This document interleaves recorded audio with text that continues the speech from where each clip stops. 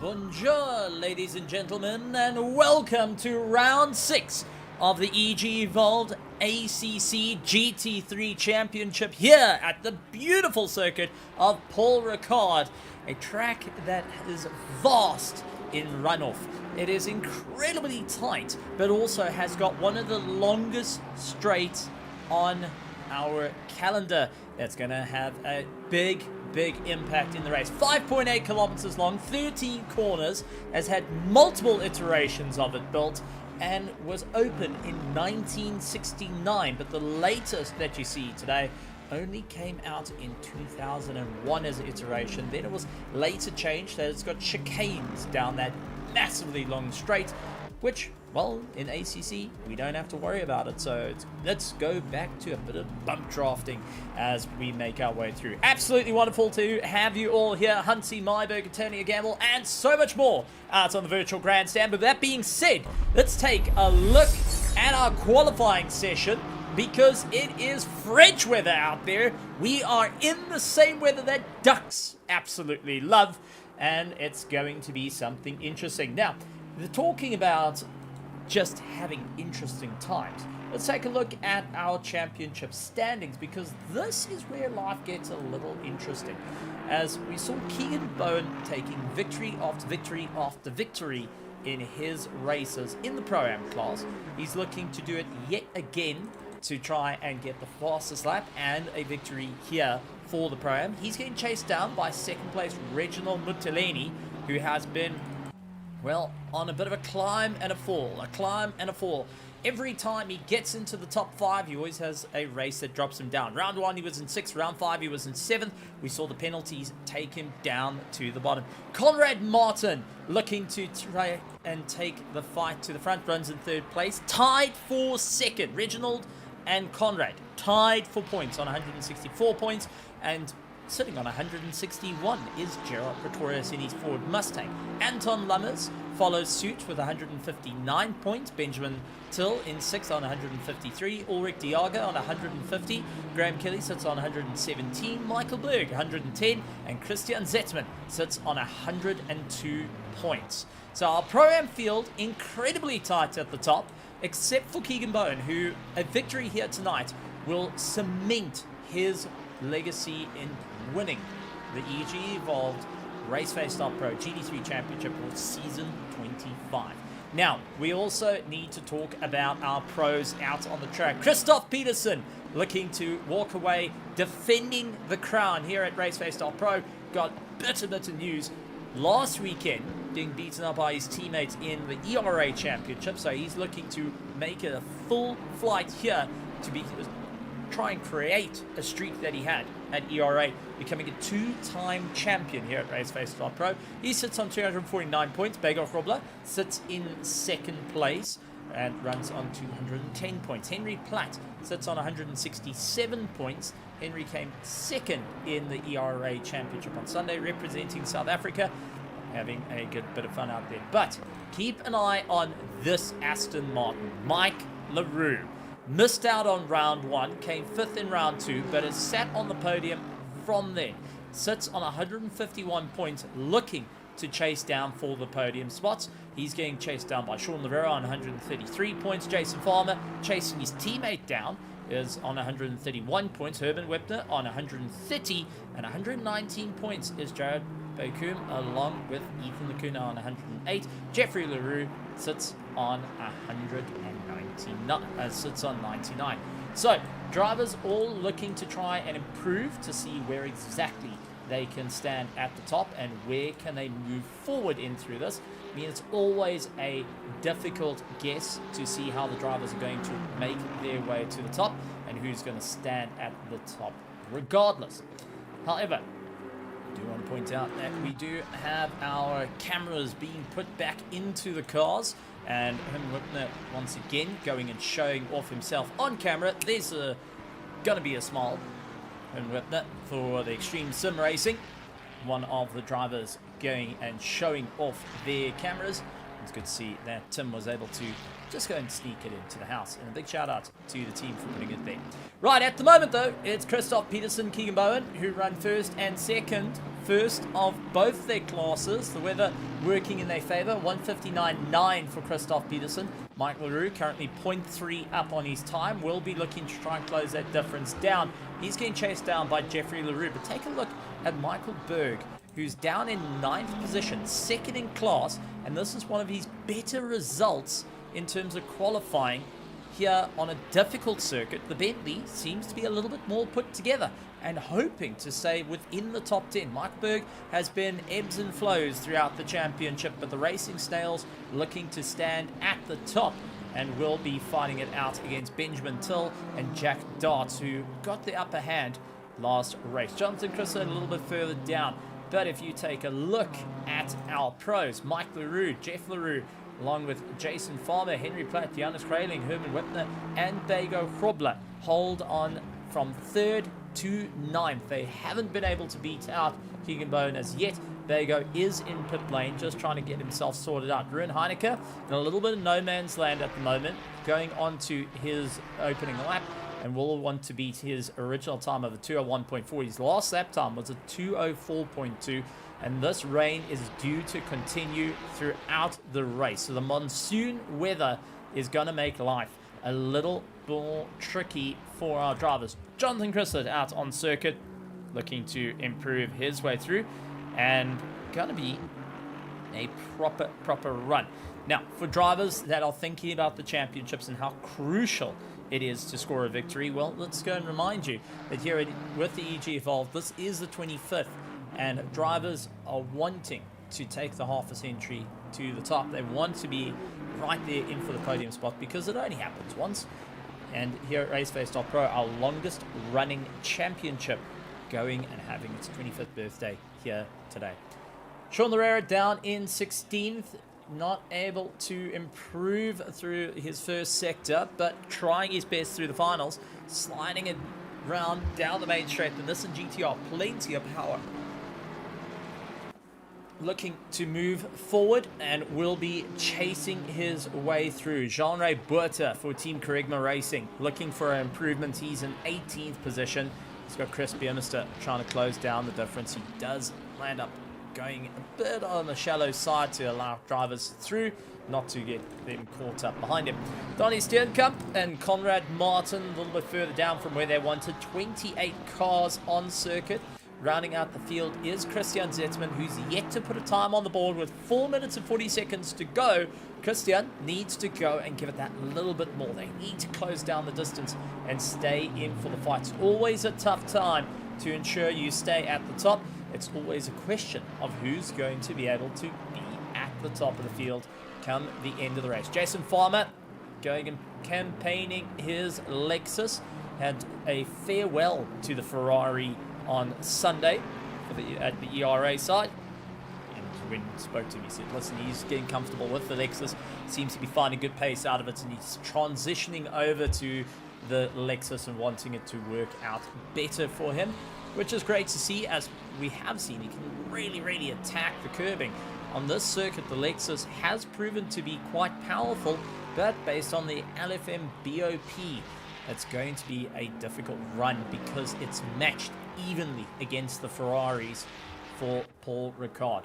Keegan Bowen down to 3rd place as Mike LaRue puts himself up into 2nd, 0.2 of a second slower than Christoph Peterson's 1:59.8, and still looking to close down the distance. But what a drive from Keegan to sit in the top 3 at the moment, and you can be sure that quite a few of our pros, Jason Farmer, Jeffrey LaRue, Henry Platt, Sean Larrero, Herman Whitner will all be looking to go and dethrone him, take that seat away, boot him down to Jonathan Crisset, who's actually 2nd place in the Pro-Am field.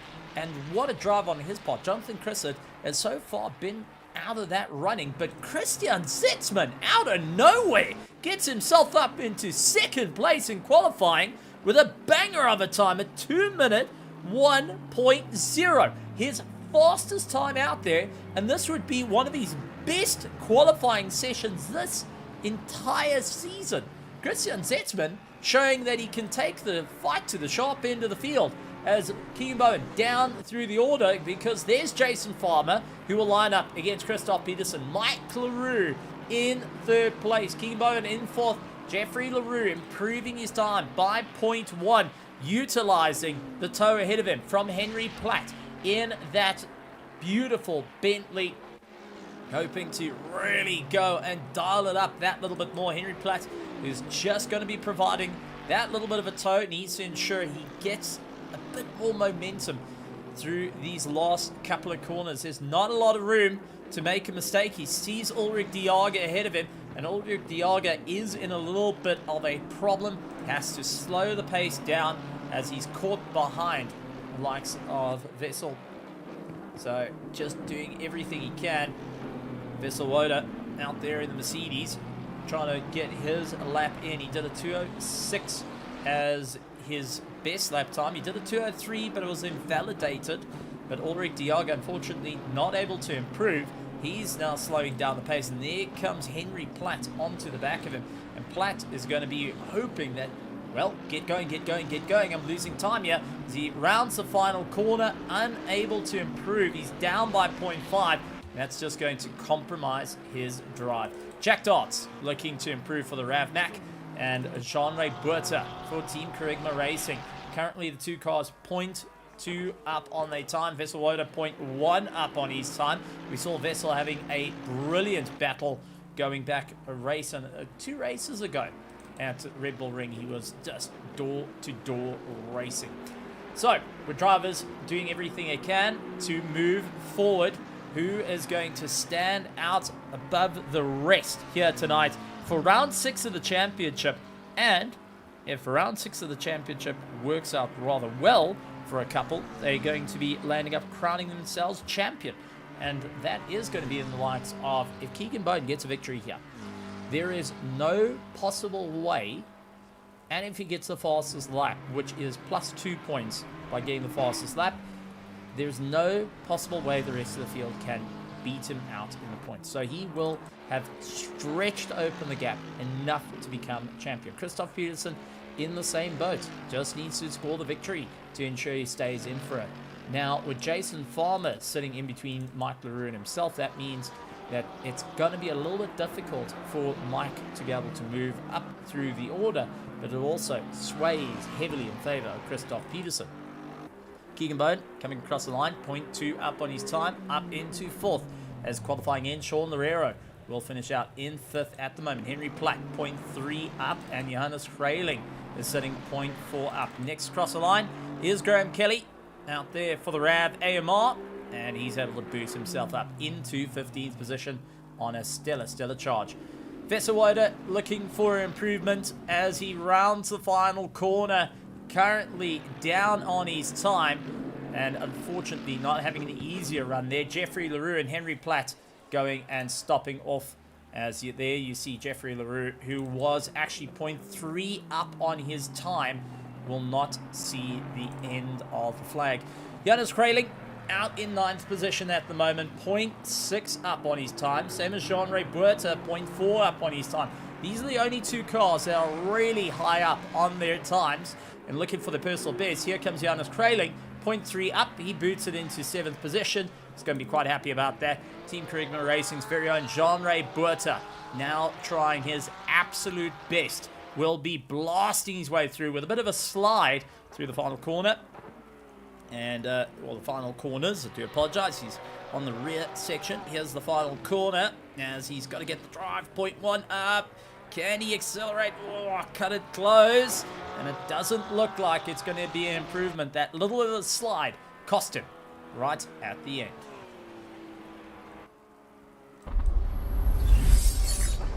So, with our qualifying done, dusted, and put aside here at a very, very wet Paul Ricard, this is scenes from just moments earlier before the rain clouds moved into France, and we could see you guys out on the virtual grandstands. We also saw the jackets and jerseys started to get put on to brace for the weather. 15 degrees air temperature, 17 degrees track temperature.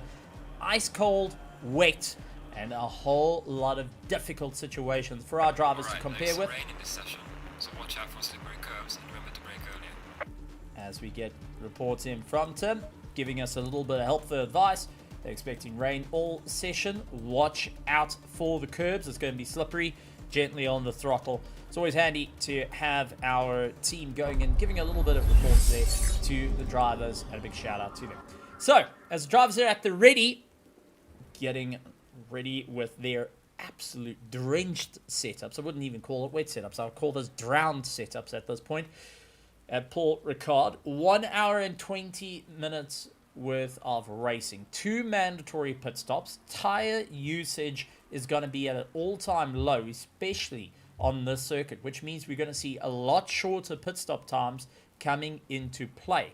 That means you've got to really concentrate on your spacing between drivers. The pit lane's a little bit on the rough side. As you come out of the final corner, it's on the main straight. You've got to turn right, hook it into the pit. So it's very easy to overshoot and then land up getting a drive-through or stop-go 30-second just by speeding in pit lane. Or for drivers braking too early and land up with a huge concertina effect coming into the back of them as well. So there is many factors that is needed to consider when you're getting into the pit lane, when you're ready to go racing. And the question is, who's going to be able to move forward? Championships on the line, and once again, I want to reiterate how close it is for second and third place in both championships. Yes, Christoph and Keegan managed to open up a vast gap to the rest of the field, but second and third, the variations is sitting with roughly 2 to 3 races. Now, we have got a bit of information coming in from Gavin Scruton. Unfortunately, they're going to be retiring the car, and it's saying the wheel keeps disconnecting. So quite a blow to actually hear that Gavin Scruton will not be on the grid here tonight, and that's due to a problem. Bego Grobler also standing in pit lane, so Bego's not going to get out onto the track, and hopefully we might be able to get Gavin Scruton in for a bit of a chat. So Gavin, if you do want to come and have a chat to us, head over to the commentary booth. We'll want to have a chat to you. Just give a bit of an idea as an ACC driver in GT3 racing. What's your take on a very wet circuit? We'll bring him in after the chaos from the start goes away. But with that being said, let's take a look at the grid, folks, for the EG Evolve RaceFace.Pro GT3 Championship Season 25, Round 6, here at Paul Ricard. It is Christoph Peterson, followed by Jason Farmer, Mike LaRue, and Keegan Bowen will hold on to the second row. Sean Loureiro, along with Jeffrey LaRue, Johannes Krailing, and Henry Platt in 8th position. Herman Whitner, followed by Bego Grobler, who is starting from pit lane, so he's going to be at the back of the train. Christian Zetman in 11th with Ruin Heineke, Gerald Pretorius, Jonathan Chryslet down in 14th, Graham Kelly lining up next to Benjamin Till, Michael Berg and Ulrich Diaga looking to move forward, Jack Darts ahead of Reginald Mutileni, who rounds out your top 20. Conrad Martin and Jean-Ray Buerta they hold on to 21st and 22nd, Anton Lummers, Chris Biermeister, Donnie Steenkamp, Kerry Duplessis, William Wentworth, and Vessel Woda round out the pack. Unfortunately, we have got the one retirement, as we know, and we're going to have Gavin just giving us a bit of information a little bit shortly. So just to give us an idea of the circuit as the drivers start making their way down that back straight and see how it's all going to go. This is now a very interesting race at hand, because Bego Grobler was one of the top runners opting that he's going to start in the pits. For whatever reason, Team Wolf was not able to get that Mustang out onto the circuit and will now start from pit lane, having to play catch up to the rest of the field. And that is something you really didn't want to have off the bat. And drivers will have to consider their options. And for Team Wolf, this has just completely put a spanner in the works of their championship fight that they're looking to take forward.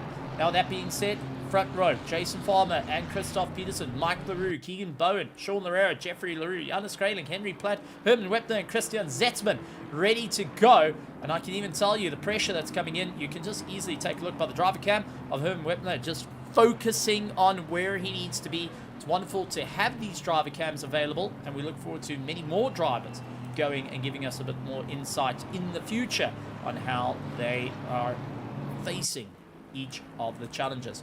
But with that being said, side by side, cold tires, cold brakes. You're going to drag those brakes a little bit more. You're going to try and create some friction onto those wet weather tires, and hoping with the rain continuing it as it stands, you're going to have an easier drive. You're not going to have to worry about looking for wet patches to cool the tires down.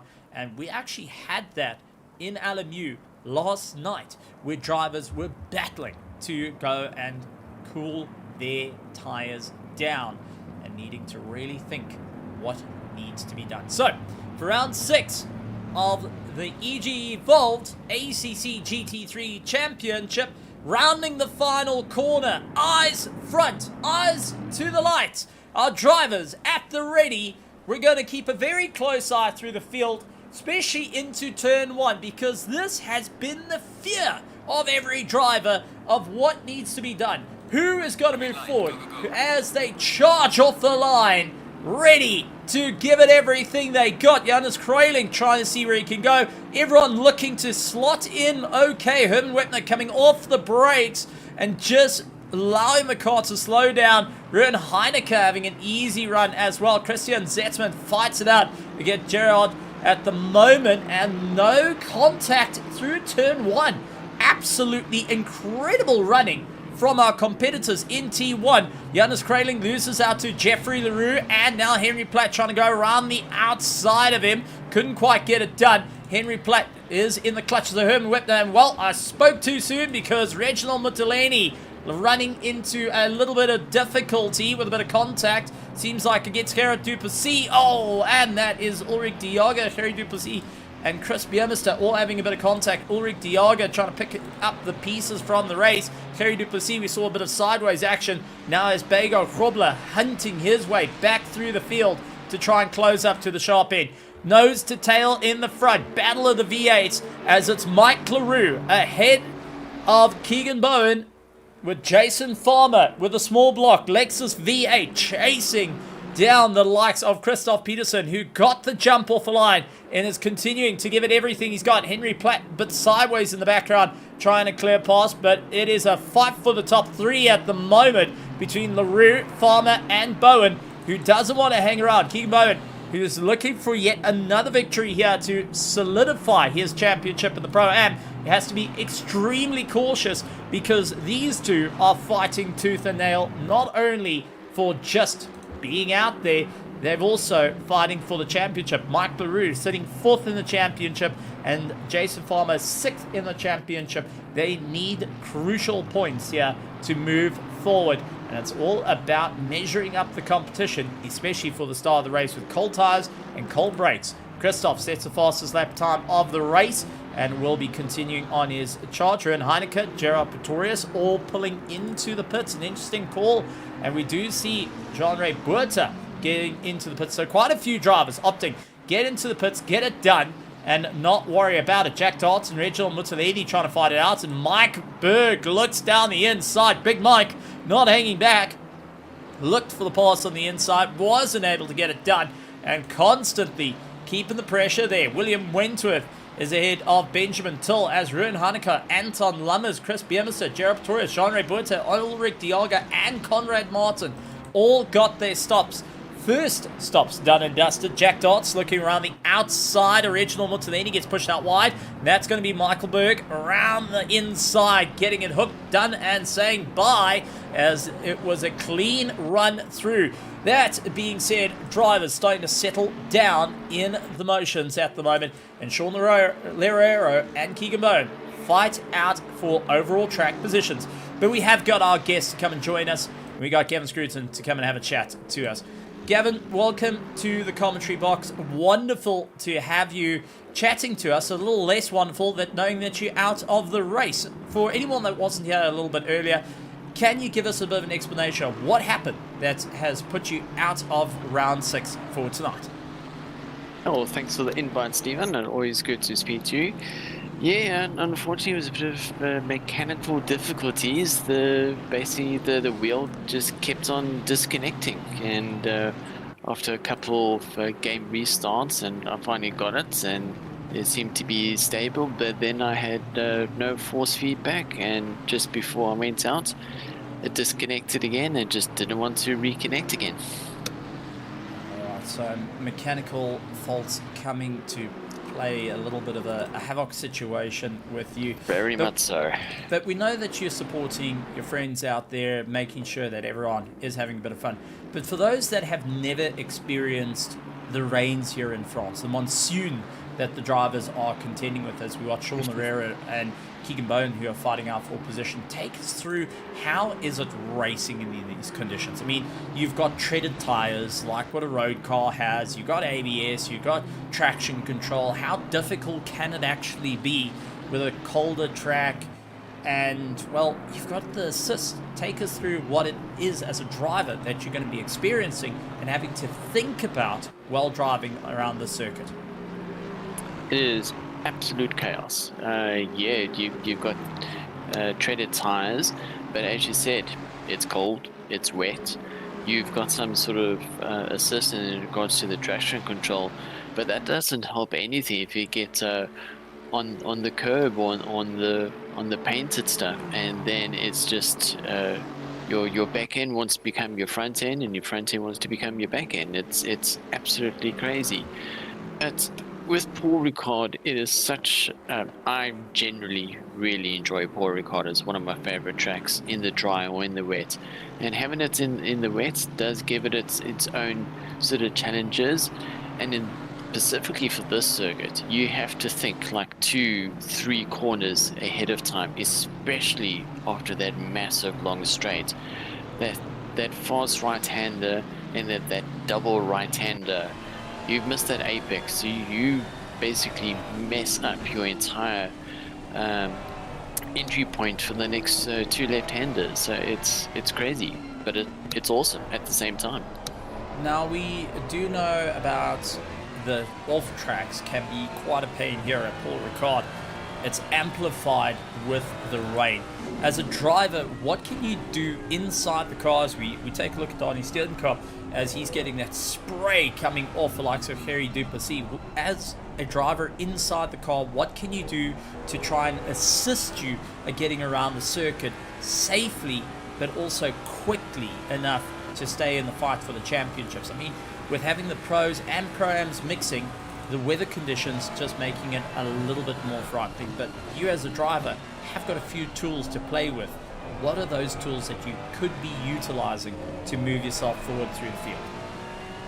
Well, the biggest one I tend to utilize quite a lot on wet tracks, especially on pretty much the floodgates that we're having today, is the traction control.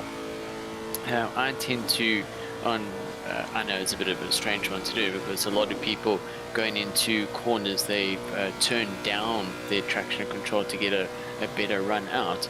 But I find on wet tracks like this, have a slightly higher traction control that wheel spin, getting out of the corner so you get the best exit speed that you can out of the corners and on the straights. Because if you don't have a good exit, you'll mincemeat down the straights there. And then funny enough, stay off the normal line, look for those wet patches. You get much better traction going offline in those wet patches. And yeah, to me that's the best way to handle this type of track in these type of conditions. And stay off the curbs. Just don't accelerate off those curbs. Now, we've also got 2 different classes, the pros and pro-ams fighting it out. As a driver in multi-class, well, multi-class in terms of the driver skill levels, what is going to be the factors that everyone has to consider as we see Jack Darts gets a bit of too much rotation, accelerating on the curb, clipped Michael Berg's back, but was Michael Berg able to keep going? As a driver heading into this race with some of the faster drivers coming through and you mixing with others that are diving into pit lane, what are the factors that you're going to be looking at to move forward? Are you going to be watching those rearview mirrors like a hawk? Are you going to be watching people in your class to see when they are getting their pit stops done? I mean, this is something we've seen you utilize over the course of the season, trying to move up through the field. But take us through, what would a driver be looking at in these conditions? I mean, other than the front windshield and hanging on for dear life at this point. Yeah, funny enough, you are actually looking at the people around you. I find it very strange that we had so many people dancing off into the pits after the first lap. But in a multi-class situation, you have to watch the people around you, because you don't want to get into the way of the pros specifically, especially like in the big fighter. So you're always watching that monitor, watching the classes change. But then, like we're saying seeing this wonderful sort of battle here, you've got a pro-am and a pro driver battling it out, and the pro-am, he's just, I don't know, he's doing us proud, and he's up there, he's in the top 5. But also, I can bet you now, he's looking at his timing. He said, right, where's Cole? Where's Chislett? It's like, oh, okay, they're a couple of places behind it. But then he's also saying, I don't want to give these pro guys too much of an issue, but in the end, you're a race driver, you're racing. There's always who comes across the line gets the checkered flag first. Well, before I let you go to carry on supporting and cheering with everyone out there and getting a little bit dry after the wet weather racing, is there anyone you want to give a shout out to out in the virtual grandstands, and anyone on the circuit? Any advice that you would like to give? Because I do know there's a few that tend to tune in and listen on the radios.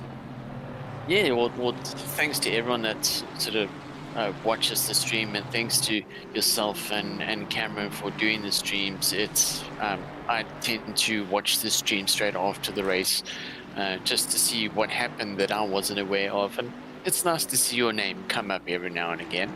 And well, big shout out to Carl and P9 and William and P15. So yeah, teammates, they're doing well. So keep it up, boys. Get it up there. Team Tryhard, one of the longest standing teams here in RaceFace.Pro. Gavin, thank you so much for joining us, and we look forward to getting a little bit more insights from you a bit later, because I'm sure you're going to keep your ears to the pits and ensuring that, well, if there's anything to tell, we'll be coming straight back up here to the commentary box. And it's wonderful to have you, and we really hope that the mechanical issues that you have experienced will improve for round 7. No, perfect. Thanks very much for the invite, and if I hear of anything exciting happen, I'll drop you a line. Thank you very much, Gavin. Absolutely wonderful. Gavin Scruton, such a humble guy to chat to when you have a good word with him. He's got lots and lots of information. Now, we did have Henry Platt, unfortunately, with a disconnect, so he's back in but 2 laps down on the field, and is now trying to hunt his way back through the field. Still needs to do his 2 pit stops. So the disconnect did cost him a bit of time, and now having to see where exactly it's going to fall with him. At the moment, no change at the top. Christoph Peterson, Jason Farmer, Mike LaRue keeping each other busy, with Mike LaRue with the fastest lap time of the race to hold 2 points, and he is currently sitting in 3rd place. He did a 2-minute point 380. Now, that might sound extremely quick, but Jason Farmer did a 2-minute point 390, and that is quicker than Christoph Peterson with a 2-minute point 452. So when you're talking about the minor differences between drivers, that is the minor differences between them. There is little to no room to get yourself off the gas. You can see how much the slipstream is coming into effect for the drivers, and we jump on board with Mike LaRue as you can see that spray absolutely nailing the front windscreen as it's a little bit of a slide in through the right-hander, trying not to go too wide, controlling the car a little bit more. And we have Christoph Peterson, who's gone extremely wide. Peterson falling back into the clutches of Farmer and LaRue. The Mercedes looking less comfortable here And it is turning right back to a worst nightmare. He drove hard in the rain on Sunday, and now it looks like it's all coming back to have a bit of fun with him. Keegan Bowen fighting out with Sean Lerero, the two of them elbow to elbow, knees to toes, and it's Johannes Kraling who's closing the distance with Jeffrey Leroux trying to stay into the mix. Christian Zetzman second in the Pro-Am class with Jonathan Christett trying to get improvement as well. But Keegan Bowen and Sean Lerero going that little bit further into the race, trying to give it that little bit more. Now, I do want to point out, during qualifying, there was a slight bit of contact between Chris Biermester and Conrad Martin. And Conrad, during qualifying, apologizing. Sorry, Chris, my fault. That was my bad. And, let's keep it clean. And there they are out on circuit. So even despite the little bit of contact, there was enough time to apologize. A gentleman tip of the hat. And now they're going to slug it out a little bit further back. Both have done their first pit stop, and they're making their way back through the field. They got to be a little bit more concerned on how far back they are from the rest of the field. Oh, this is a big look from Chris Biermester to try and get it done and dusted. However, not able to close up the distance to Conrad Martin to get his nose forward, but most certainly trying as hard as he can. Now, we did also hear from Gavin saying, instead of taking your usual racing line, go offline. Try and feel for the grip.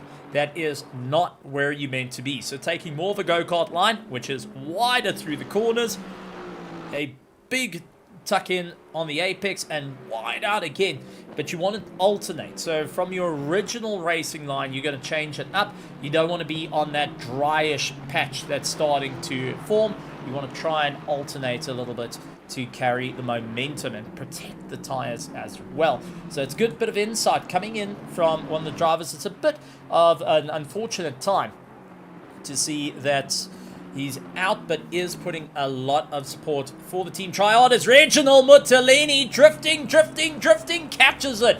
Ooh, call him Hun, folks. He's in the McLaren. He got the drift. It's the same colors as the Mazda RX-7, and it hasn't ended up in a bunch of smoke like in the movie. But Christoph pulling into the pits. Interesting call on Christoph Peterson to pull in the pits early on. That's going to allow Farmer and LaRue to open up the gap to him. And getting a pit stop done this early in the race is different to what we've seen him during the previous races. So throughout the rest of the season, he's kept it pretty clean. No problems.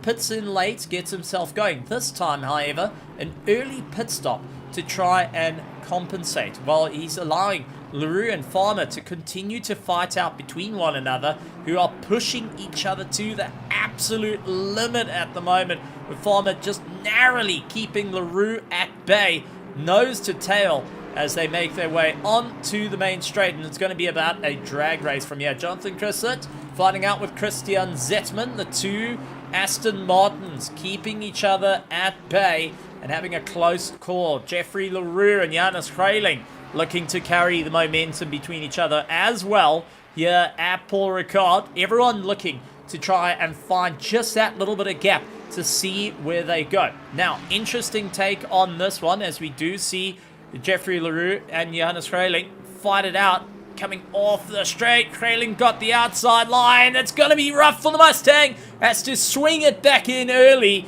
behind LaRue. Nearly an off track, but properly had to hold the car back.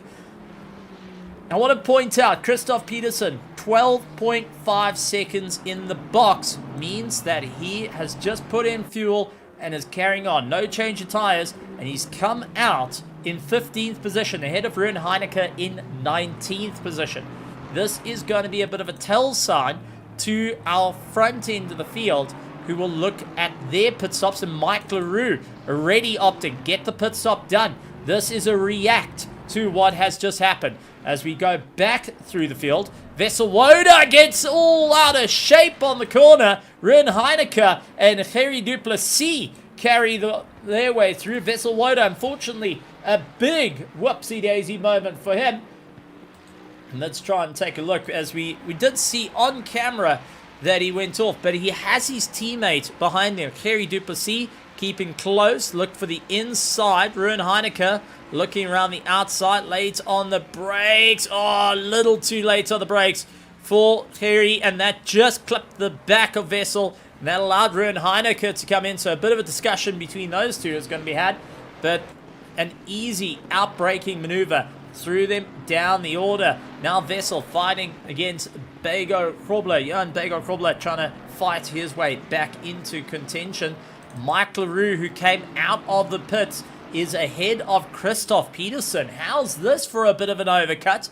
Just taking that one extra lap, he's able to put the likes of Christoph Peterson behind William Wentworth of Team Tryhard. And now Mike LaRue looking to try and open up that gap a little bit later into the race. So seeing where it's going to work out for him. It's going to be a close call for our drivers to see who moves forward. Keegan Bowen up against Sean LaRue.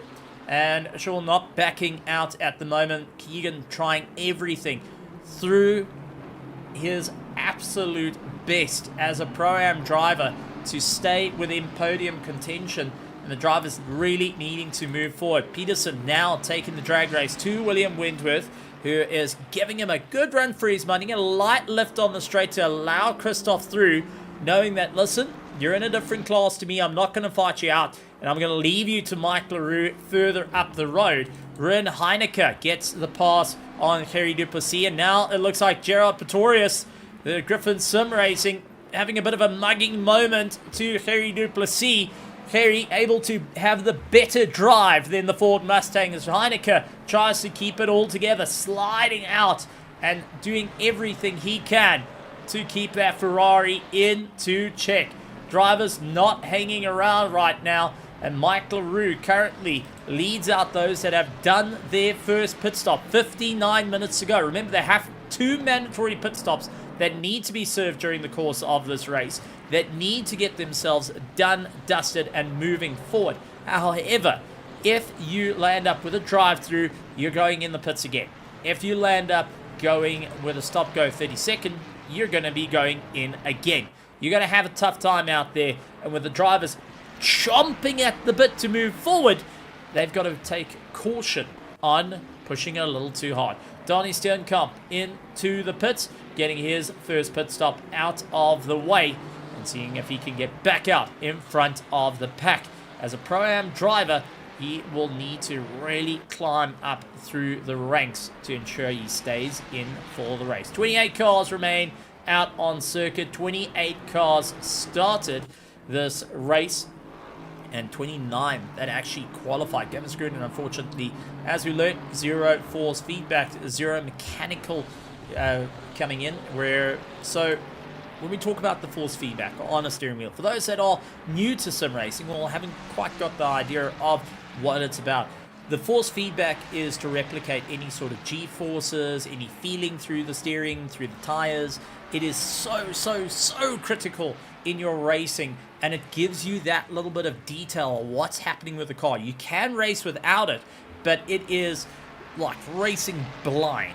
You have no idea what the car's doing underneath you. It's moving around underneath you, and all that you're having to drive on is visual. You're looking at what the car's doing instead of having those minute little feelings in it.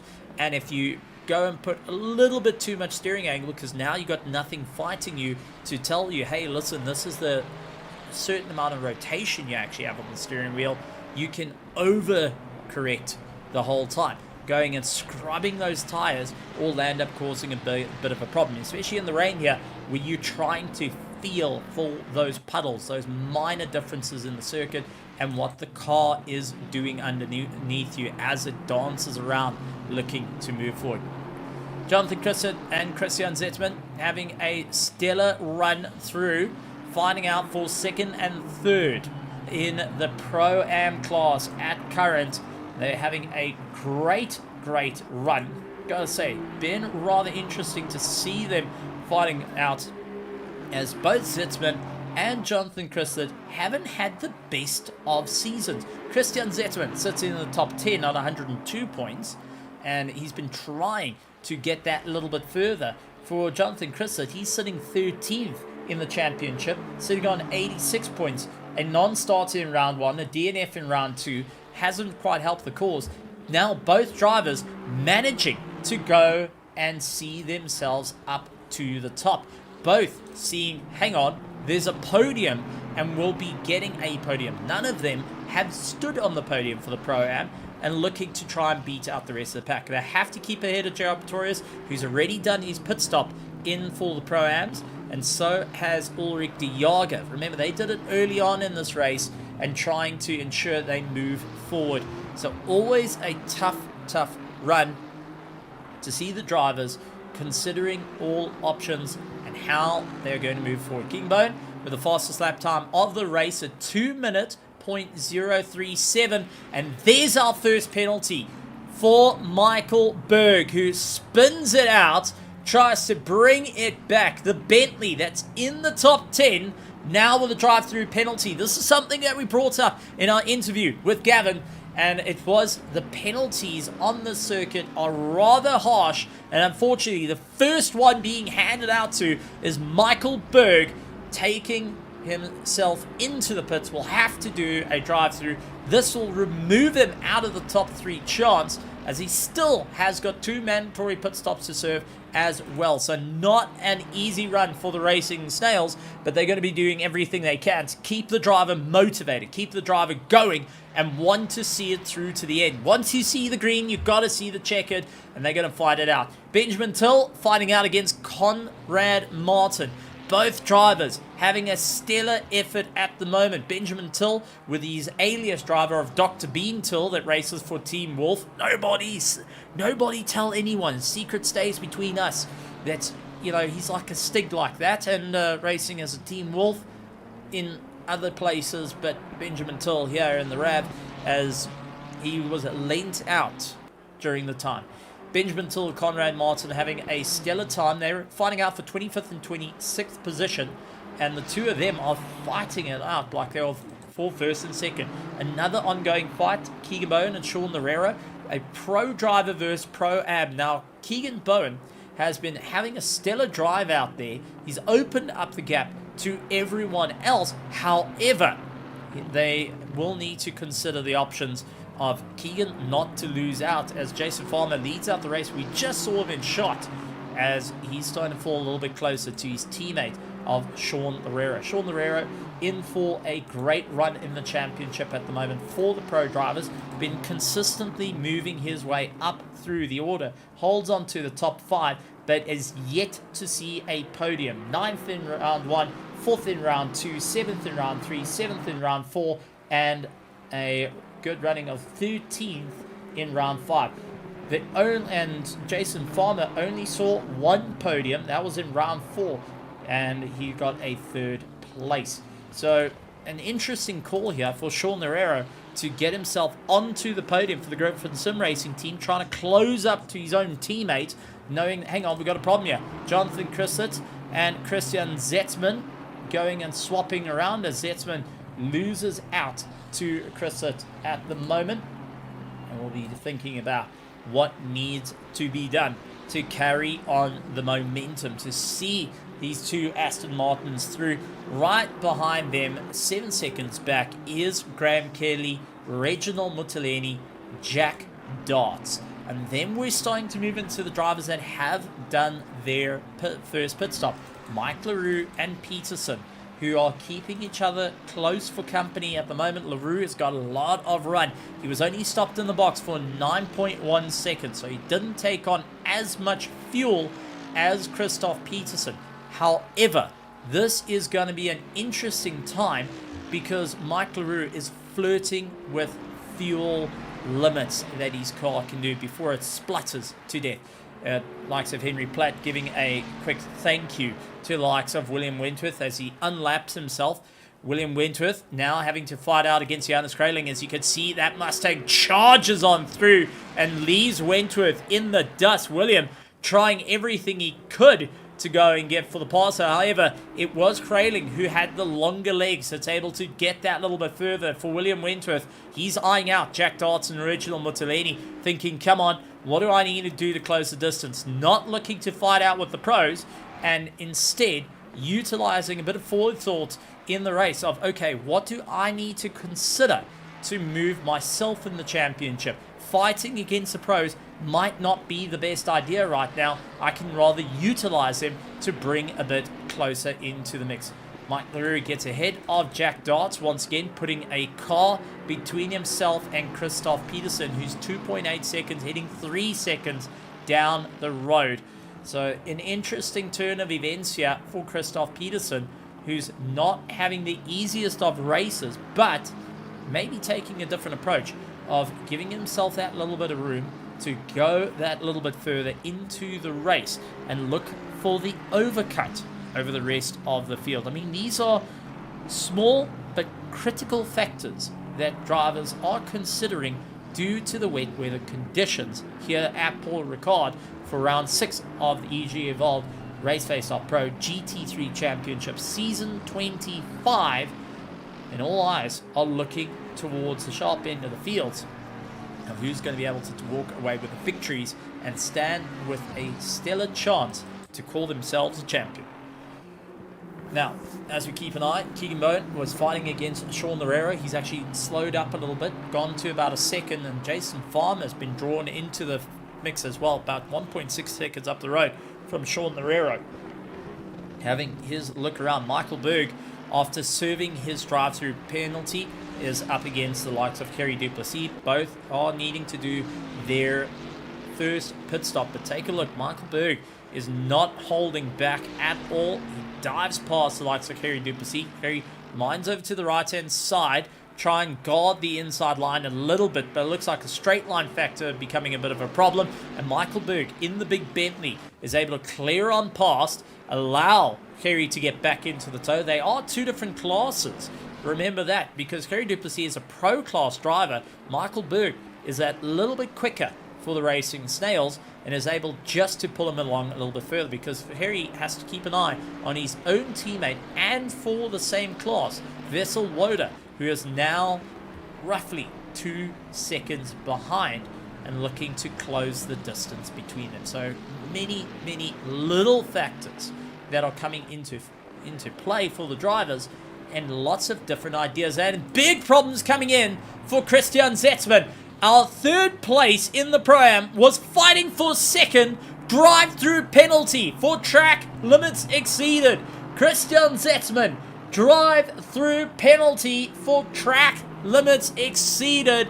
And a podium was on the cards for the young man. Unfortunately, will now go into the pits, and that will hamper his charge for the podium in Pro-Am. And Jonathan Christ's going to sit with the biggest smile on his face. He's got a little bit more room to play with and will be taking a look at Christian saying, thanks for the party, thanks for joining, and I'm on my way.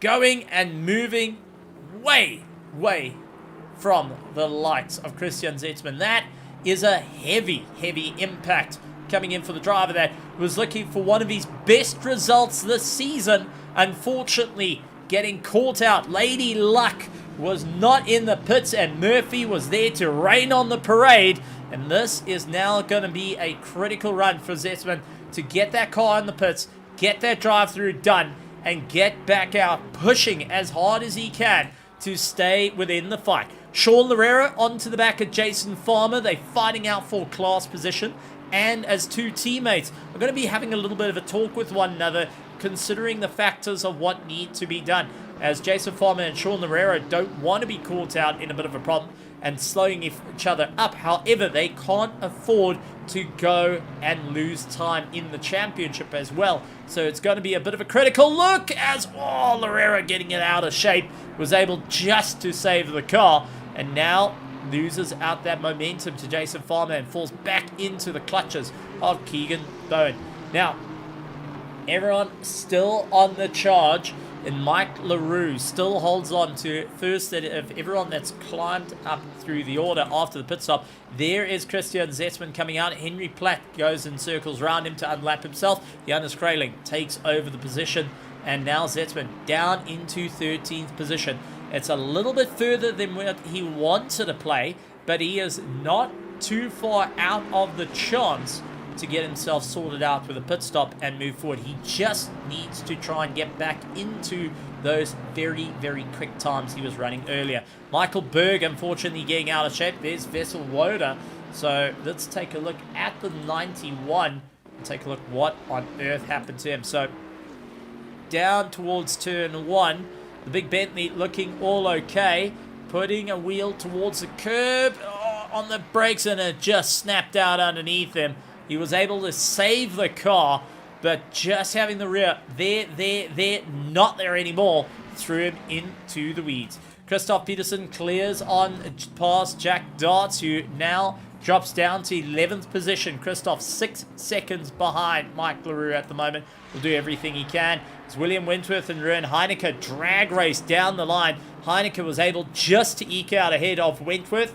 And Wentworth, I think, has got a setup that favors cornering and keeping the car as stable as possible in the rain. But when it comes to that straight line, just hasn't quite got the luck to work with him.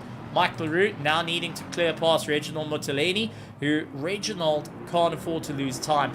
Upper row from him is Graham Kelly. As you can see, the undercut through the apex is what Mike's going to try, but Reginald's going to keep his foot firmly to the floor, battling out against the Aston Martin. Mike LaRue's able to eke out ahead, and it's going to be Reginald lightly on the brakes to just cycle himself back into the mix here and follow through. So some really, really close racing between drivers. Everyone thinking about critical moves needed in the championship to stay at the top, and always trying to think one step ahead.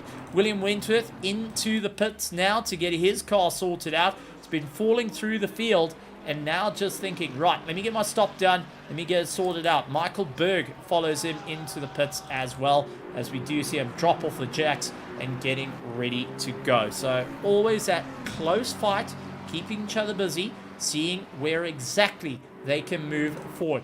Jason Farmer a second ahead over Sean Herrera, with Keegan Bowen trying to close down on him. Not having the easiest of runs.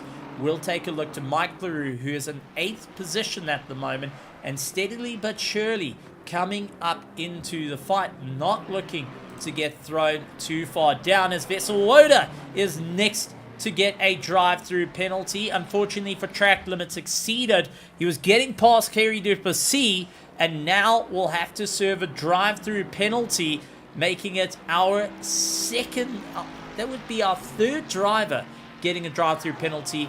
Michael Berg, Christian Zetzman, and now Vessel Woda walking away with a drive-through penalty. Paul Ricard starting to come in. Huge factors coming into play. Herman Wepner into the pits, getting himself sorted out. You'll see us driver concentrating on making the pit box right, thinking about the strategies that he needs to do. And this is going to be a bit of an interesting run for him, because pitting out of the top 10, he loses out to Mike LaRue and Christoph Peterson. You can just see him trying to get himself refocused, re-geared in, watches to the lights to ensure he gets released at the right time. He does not want to lose any little bit of place, as we do take a look at Mike LaRue onto the back of Graham Kelly.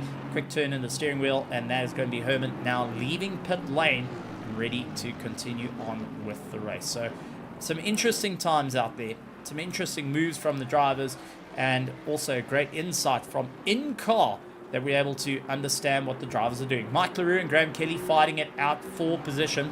Graham Kelly, who runs third in the Pro-Am class, now trying to keep it all together, with Mike LaRue looking to cycle past. Sean Herrera all over the back of Jason Farmer. These two not holding back on one another, now looking to try and get past. This is going to be an interesting call, both fighting for the Pro class and compromising each other's drive.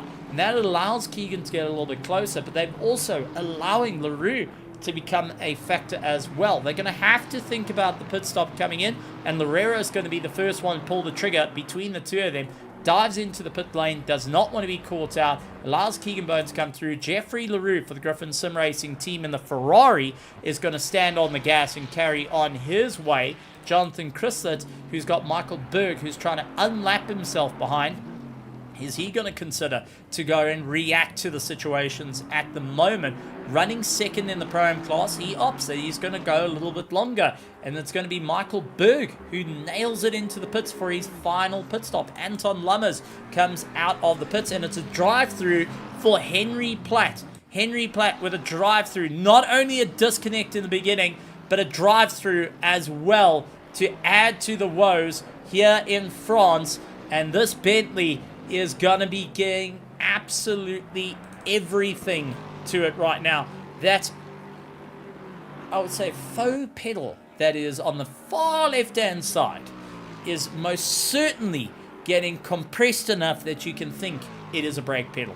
And unfortunately, that is compromising him quite a bit. Vesseloda, unfortunately, spun round and now rejoining the circuit. Remember, he's still got a drive-through that he needs to serve. He's got 3 laps to serve the drive-through. Otherwise, he will land up disqualified out of the race, and he is right up against that limit of drive-through. Thierry Duplessis' teammate dives into the pit lane to get his pit stop started with Jack Darts as well. There is Vesseloda diving into the pits to serve the drive-through. He can't go any further, else face the wrath of the sim racing stewards, who are not afraid to ask you to put your hands on the desk. They bring out that big old ruler, and if you know what I'm talking about when I talk about the big old ruler that gives you a clout on the hands, you grew up in a time that, well, these drivers are starting to feel it completely. And for those that are not quite sure what it is, don't ever replicate it. It hurts like hell. Begor Grobler and Herman Wetner fighting out. Herman trying everything he can to just try and keep Begor at bay. You can see a quick look to the right-hand side. He sees Begor Grobler, hooks into the toe. Big concentration on Herman's side to see if he could stay right into the mix as we jump on board with him, trying to navigate through the wet weather. He sees Begor Grobler up ahead, and you can see the concentration needed as a driver not to be caught offline, having to really dial his way into this race. Jonathan Chrysler into the pits, Jason Farmer into the pits, Graham Kelly into the pit lane as well, as Herman tried to look for the inside on the Team Wolf driver, couldn't quite get it done, and waiting at the moment. And you can't see the smile on the face, but as a driver, this is absolutely fun. This is what you want to be having, some close nose-to-tail racing, and especially to see your way towards the sharp end of the field. You've got to really consider the factors. Now, Herman Wepner's been into the pit lane, same as Begor Grobler, and we'll have to think about the big runnings through as well. So some interesting calls that are being made by the drivers. However, Keegan Bowen has not gone into the pits. Jeffrey LaRue has not gone into the pits, and Reginald Mutileni has not gone into the pits. They are the only drivers on circuit right now with 38 minutes to go, still needing to get their pit stops done and dusted. They're going that little bit further into the race. Ruan Heineke and Graham Kelly, they've gone into the box with Heineke, hoping to get a jump up and be one of the very few that have completed all their pit stops, in hopes that that's going to take him through the field. I mean, Heineke has had some very, very close calls in the past where he's able to get into the podium with those late calls. He's going to try and do it all over again as Herman Wetner loses out the gap to the likes of Begor Grobler, Jason Farmer, and Sean Herrera. Once again, the meeting of the minds between the Griffin sim racing drivers as Keegan Bowen and Jeffrey LaRue come into the box. Reginald Mutileni will be the odd one out. Will he start to feel the peer pressure and say, okay, I need to get into the box, as we have got yellow flags for the 120. That is Henry Platt, unfortunately turned around. Once again, Henry Platt way out of the race due to the disconnect a bit earlier, but is still trying to fight his way through as well and trying to move his way back into this race. Mike LaRue taking over the lead of the race. Reginald Mutileni will jump up into second. Christoph Peterson into third. Farmer and Lorero tail each other down. Benjamin Till, Ruan Heineke are the first two to get their pit stops done and dusted. But LaRue back up into the lead of the race with Reginald Mutileni going that little bit further. Christoph Peterson does not want to lose a bit of time here. Will be doing everything he can to stay in for the fight. However, Reginald is not going to make it too easy, as I think Christoph just gave him no option other than, I'm taking this inside line, whether you like it or not, Reginald. Absolutely robbing him blind of that racing line. Christian Zetman on his fight back through has now got Donnie Stiertenkamp back ahead of him, and Donnie in that big Mustang is going to make it wider and wider. Anton Lummers, Benjamin Till, William Wentworth, Michael Berg all completed their pit stop. Ruben Heineke and Gerard Pretorius completed their pit stop. Jonas Trailing, Ulrich de Jager all getting themselves into the box and continuing on their charge nonetheless. Reginald Muttolini very close to Peterson. Actually had to lift off quite a bit there to not run into the back of that Mercedes. Got a stellar drive down the straight, but it's a drive-through coming in for Gerard Pretorius. Drive-through for Pretorius right on the exit. He's just come through the pits, and now from the likes of 50th position, a drive-through with an off-track means that he has just thrown himself out of that top 3 contention, and Ulrich de Jager taking over third. Pretorius will lose out to Martin Darts, Graham Kelly, and close enough to the likes of Zetzman to get back into it as well. So a critical error. The car sliding out a little too much. Gone over the lines, and that is it. Drive-through penalty. You get 3 warnings. You get told don't do it 3 times. When the 4th time you try and do it, well, it's the equivalent of taking a toothpick, putting it underneath your pinky toenail, and kicking the wall. That is how painful it is to get it. Donnie Stiertenkamp, as we saw in the background there, is getting his pit stop done and dusted. Jason Farmer and Sean Lerero are now finding it out for 4th position. So the drivers going that little bit further into the race, now starting to see the crippling mistakes falling into play. Drivers having to consider their options of what they're going to do to stay out in this race, and who has got enough stamina to fight it out. This is one of the hardest conditions you can deal with in sim racing. Pouring rain, fast pace, and you try to battle it out. Graham Kelly next to Anton Lummers pulls out of the slipstream side by side, managing just to eke it out ahead in that Aston Martin, and Anton Lummers could not retaliate. We'll now have to see if he can make it up through the corners, through the final section. This is where Anton Lummers does have the advantage with the rear rotation to move himself up. Gerard Pretorius into pit lane to serve his drive-through penalty, and will be considering his options for the championship. And not to take away that Gerard Pretorius was actually quite high up in the championship running. He's 4th in the championship. So by throwing all the way down, this is going to be one of his worst results, where he's come 13th in round 3 and 12th in round 2. He came 5th in round 1 and got a 2nd in round 2 and round 5. Now is back behind the field. He's behind Conrad Martin and Jack Darts. It still need to do their pit stops, but Jonathan Chrysler, Keegan Bowen, and Reginald Muttolini are going that little bit further into the race and considering their options. Mike LaRue pulling into the box. A crucial pit stop here. Looking for an undercut over Christoph Peterson, the defending champion from last season.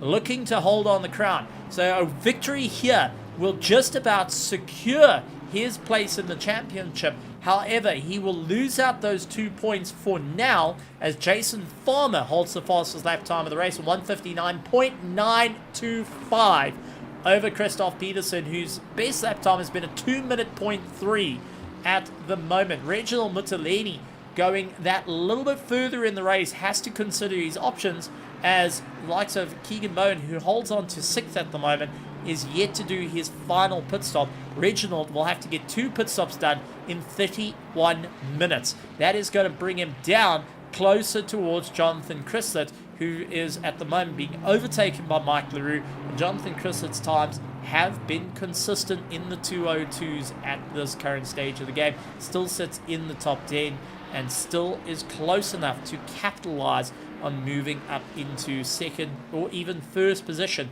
if something may happen. Don't count out Conrad Martin and Jack Darts and Christian Zitzman further back, who are needing to get their stops done as well. So, that being said, let's look at who's gained the most and lost the most during the course of this race. Gained the most because he's kept out the longest is Reginald Muteleni, up 18 places from where he started. Chris Biermeister up 12 places from where he started. And Jean-Ray Buerta up 11 places from where he started. Driver that's lost the most through to a disconnect and a drive-through is Henry Platt, but still continues on with the race, seeing it through to the bitter end, which is absolutely wonderful to see a driver not throwing in the towel. And he's 20 places down, started out in 8th. Benjamin Till is 11 places down from where he is, and where he started. He started 16th, he's now 27th, and trying to claw his way back into the fight. And 8 places down is Michael Berg, started in 17th and now lying in 25th position after the drive-through penalty coming into play. Vesselwader into the pits, getting his final pit stop out of the way and looking to see it through to the very bitter end. So drivers still considering their options here, still considering of what they need to do to stay out ahead of the pack, and still thinking what is going to be the main critical options for the pit stops. Peterson, Muteleni, Lorero, Farmer, LaRue, Keegan Bowen, Vego Krobler, Herman Whitner, Jonathan Christer, John Ray Buerta and Chris Biermeister, Conrad Martin, Jack Darts, Christian Zetzman, Kerry Duplessis yet to do their final pit stops, with Reginald Muteleni still needing to do his very first pit stop as he still remains in second place, but slowly but surely having these fighting duos coming after him, Sean Lorero and Jason Farmer, who are closing up at a rate of dots. And drive-through penalty once again coming in, Kerry Duplessis coming in with a drive-through penalty. That means both Crum Doulis racing machines unfortunately flirted with the track limits and both getting the walk around. Jonas Kraling and Chris Biermeister fighting it out, the extreme sim racing against the Raven West team, and Kraling, who's been on a proper drive up through the field, trying to see where can he get past Chris Biermeister. So go side by side, very wide for Chris Biermeister. Try to look to go underneath the Mustang. Jonas Kraling was able to slow the car down enough to get that pass done and dusted, and now needs to try and consider his options down the main straight, as Chris Biermeister is going to start to close up the distance to him by utilizing that slipstream and eyeing out for the long right-hander at the bottom of the straight, which generally is nearly full taps. But now in the wet conditions, this is a feather through. You've got to be so cautious not to land yourself up going too far wide, otherwise you do get a penalty. And as you could see, Jonas Kraling snapping that Mustang back into check, not wanting to go and stretching it out too wide, otherwise we'll be walking home with a penalty and throwing him down the order even further than he stands at the moment. Jason Farmer and Sean Herrera running nose to tail, as well as Jonas Kraling and Chris Biermeister at the moment. The rest of the drivers all open by well over a second and a half to 2 seconds. So just keeping a big run through the race, thinking of their options and thinking of what they need to do to stay at the sharp end of the field. No one really taking the gamble as yet, other than Mike LaRue, who has taken his final pit stop in the top 10. Jonas Kraling is second to that in 12th, along with Rern Heineke in 14th. But in the top 10, we've only seen one car that has decided to do, as Lorero defends against Farmer into the long right-hander. The two teammates showing some great racing between one another, but at the same time going and showing respect. You could see the amount of room they're leaving compared to when they race against their fellow competitors. They really lean on them. When it comes to Lorero and Farmer, they keep themselves side by side with just enough room that if something goes on, they can work with one another and consider their racing options. So always an interesting call between teammates to see them fight it out, but it's also good to see leaving that little bit of room in case of a mistake that may come out during the course of it, especially through corners in these trickier conditions. Both drivers opting they're going to go that little bit longer, but one person who's been going on a tank for a very, very long time will be watching the mirrors, and this is Reginald Muteleni, is the only driver out on circuit, bar the likes of Henry Platt, that is still yet to get his first stop done. He is trying to run clear of Keegan Bowen at the moment, who is at the moment 3 seconds behind Jeffrey LaRue. So Jeffrey LaRue makes it 16 seconds, Jason Farmer makes it 15 seconds, Sean Loureiro make it 20 seconds between Reginald Muteleni and Keegan Bowen as it stands in the Pro-Am. But remember, that double stop is going to absolutely hammer him. That's going to bring him closer to Jonathan Chrislet, as we do have Donnie Steenkamp, who got it wrong, landing up in towards the grass, leading to the off track, and now trying to fight his way back through this fight.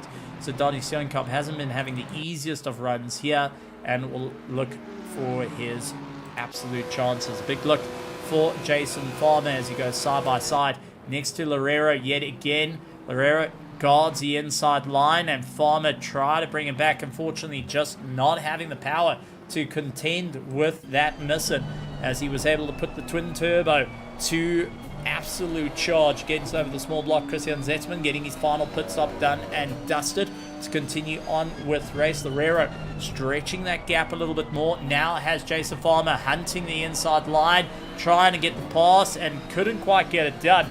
But he is really putting the nose forward, warning, listen, I am going to come for you. I am going to break that little bit later. And they catching up to this man here in second place, as once again, Reginald going that little bit further into the race for Farmer and Loureiro. They both opting to go a little bit longer into the race. And take a look at this. Loureiro, as solid defense, holding onto the line to try and protect from Jason Farmer. We do have Christian Zetzman coming out of the pits. He had to slow up a little bit, as he will be rejoining on the racing line. Suddenly had these two catapulting themselves past him.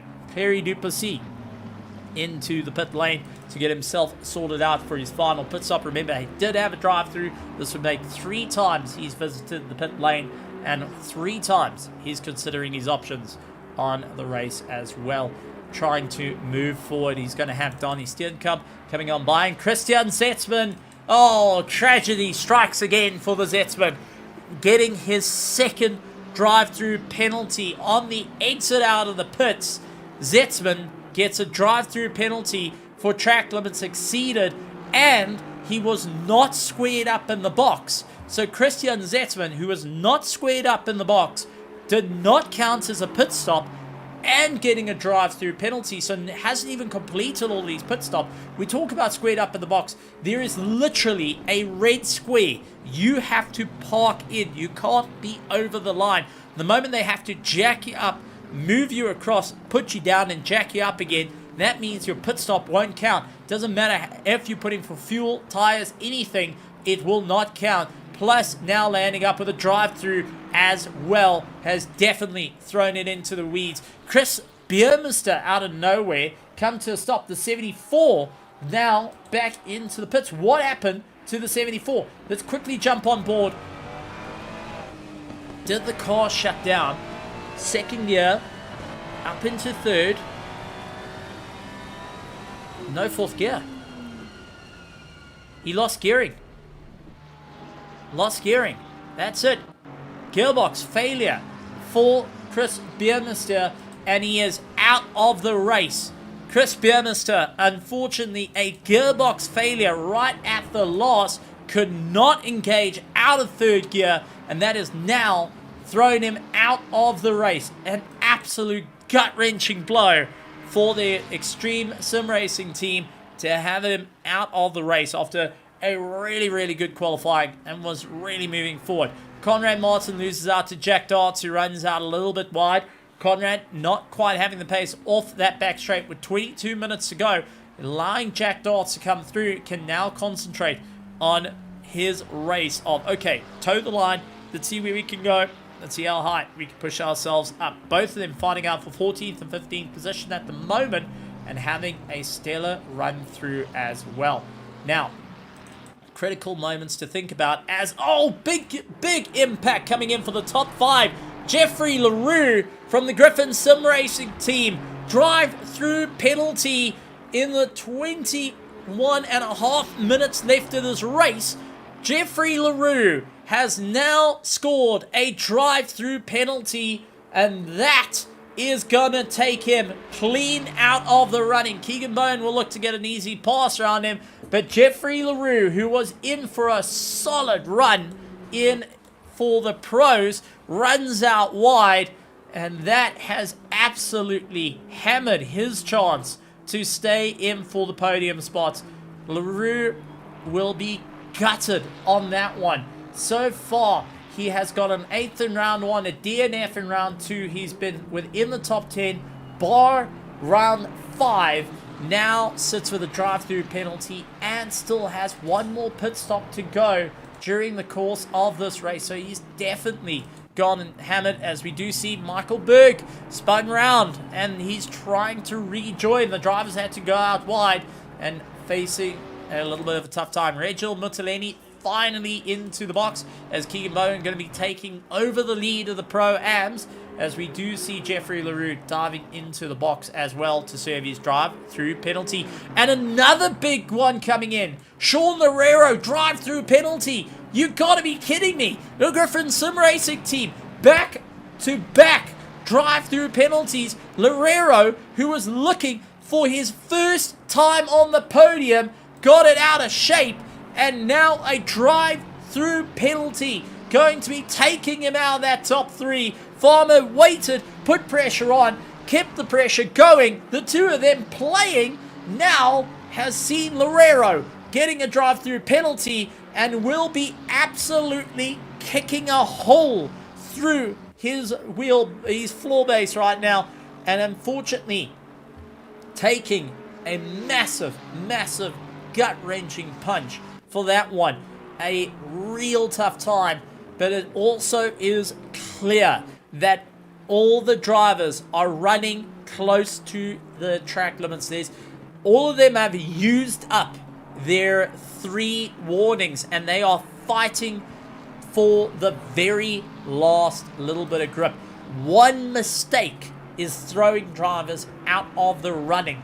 Now, this is going to be an interesting call, as Rachel Mutaleni and Jonathan Chrislet currently running 2nd and 3rd. They can see each other now on circuit, and it comes down to one final pit stop as well. So drivers trying to do everything they can. Donnie Steenkamp trying to allow the field to come through as Henry Platt. And there is Jean-Ray Buerta. There is Jeffrey LaRue going to be coming by as well, as he wants to try and unlap himself. Sean Loureiro into the pit, will be handing over 2nd place to Jason Farmer. LaRue gets on par with Donnie Steenkamp as they fight their way on. The Griffin Sim Racing team, gut-wrenching punch there for Loureiro, who finally got himself up to the top. Unfortunately, Paul Ricard in the rain showed that it was not going and helping it out. And a drive-through coming in for Bego Grobler. Johan Bego Grobler, this is a championship contender, now getting a drive-through penalty. This is 2nd place in the championship, folks. That's got a drive-through penalty, which means we will see Bego Grobler and Henry Platt, who are 2nd and 3rd in the championship, possibly not coming in podium positions here in round 6, and that is going to put to bed a big run for their spacing in the championship. Mike LaRue has to keep it on track. Sean Loureiro was 5th. He unfortunately got a drive-through penalty. Jason Farmer has the opportunity to jump Sean Loureiro and also possibly jump Bego Grobler and Henry Platt in the process to get himself into the fighting podium spots. This is an interesting call. It's a tough one. Reginald Mutalini gets himself in and out of the box. He now has Jack Darts trying to close up. Behind him is Christian Zetzman in the Aston Martin.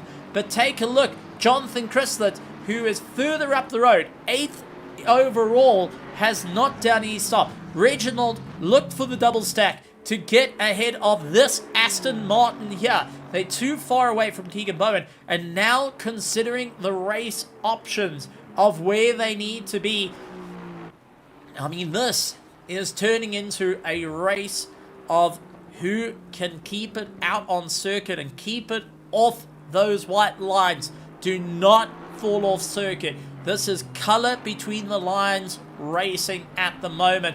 And if it means you got to go that little bit slower, you're going to have to do it, because the drive-through penalty is 33 to 34 seconds in and out through the pit lane, which is absolutely death come this by. Because here's Bago Krobler behind him.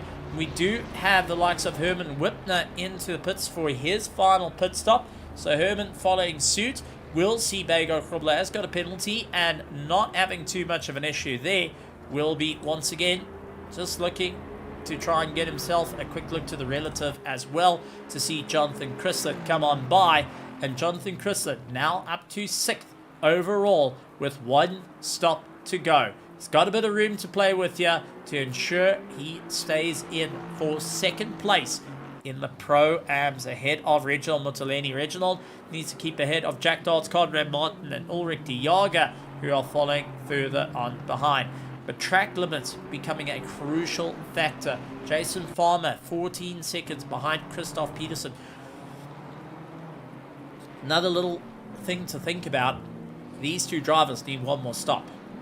This can define the winning of this race, but it also how much space Christoph has in the championship to the rest of the field. Now that Bago Krobler and the likes of Henry Platt have removed the points from themselves, they have less room to fight out with Christoph Peterson, but does bring Farmer a little bit closer into the mix, so he can't fall out of 2nd place. He needs to stay within the mix.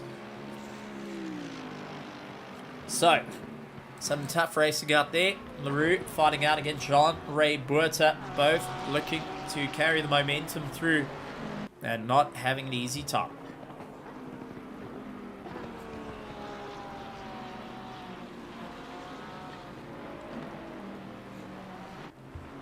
LaRue pushing that a little bit harder onto the back of Jean-Ray Buerta, the Griffin Sim Racing team.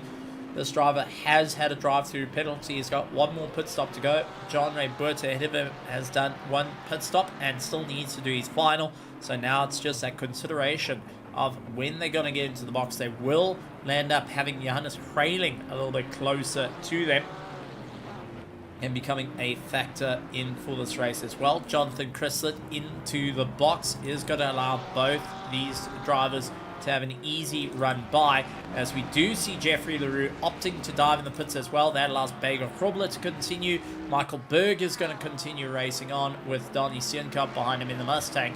But an interesting call coming out for the likes of LaRue and Chrysler, and this is going to play on how the race is going to work out for our Pro-Ams as well, because Reginald Mutaleni, rounding the final corner, needs to get ahead of Jonathan Chrysler, who is in the box. They are going to be charging through. Mutaleni may have just done the undercut. Can he make it work out, though? In the last 13 minutes, it's Bago Krobler, a drive-through again. Bago Krobler, another drive-through coming into play. Slides out. There's Michael Berg. But Bago Krobler, 2 drive-throughs in a row.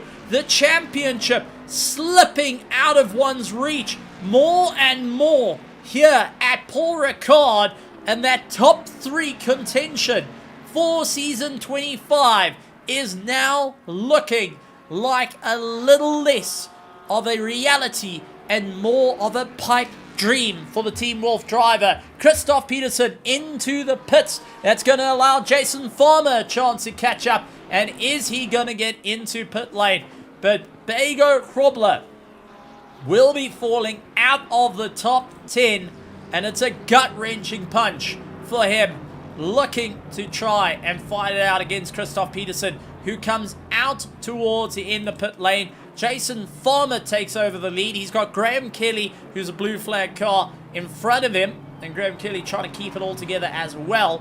And running in 18th position. Doesn't want to be called out. But Jason Farmer has got no room to go and put a wheel off circuit. We've seen quite a few drivers flirted with those track limits, and they are getting hammered over and over and over again.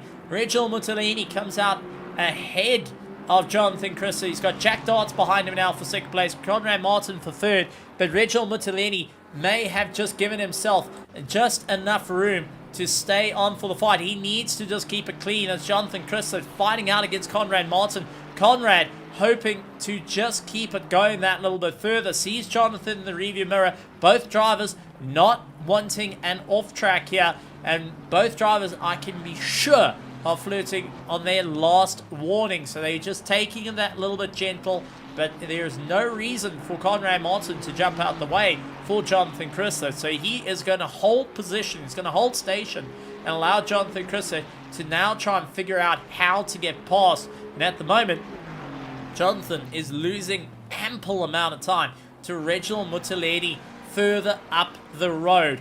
It has turned into a nightmare stage affair for our drivers, and everyone looking to try and continue forward. Jason Farmer needs to do his final stop, with Keegan Bowen right behind him needs to do his final stop. Sean Lerero needing to get a stop done with Jean-Ray Buerta. Bego Krobler, after 2 drive-thrus, has got 1 more stop to go. Jack Darts and Conrad Martin rounding out the pack. Both drivers trying to go that little bit further. The only driver that we've had out of this race was the likes of Chris Bierminster with a gearbox failure. So we're down to 27 cars, and that allowed Henry Platt to actually gain the position. And Henry Platt slowly but surely going and ticking the boxes on his return back towards the sharp end of the field. It's going to be a huge amount of work, but it's definitely working in his favour. Keegan Bowen into the pit lane, trying to get his pit stop done and dusted. We'll keep a very close eye on Reginald Muttolini, who is a bit too far back at the moment to capitalise on the run, and we'll be thinking about what he needs to do to hold on to second place instead of gunning after first. Conrad Martin holding back Jonathan Christie just that little bit more. Remember, the two are fighting for track position right now, and they can still just work with one another to move up. However, for Jonathan Christie, he's going to have that frustration of, come on, let me go, I want to get round you.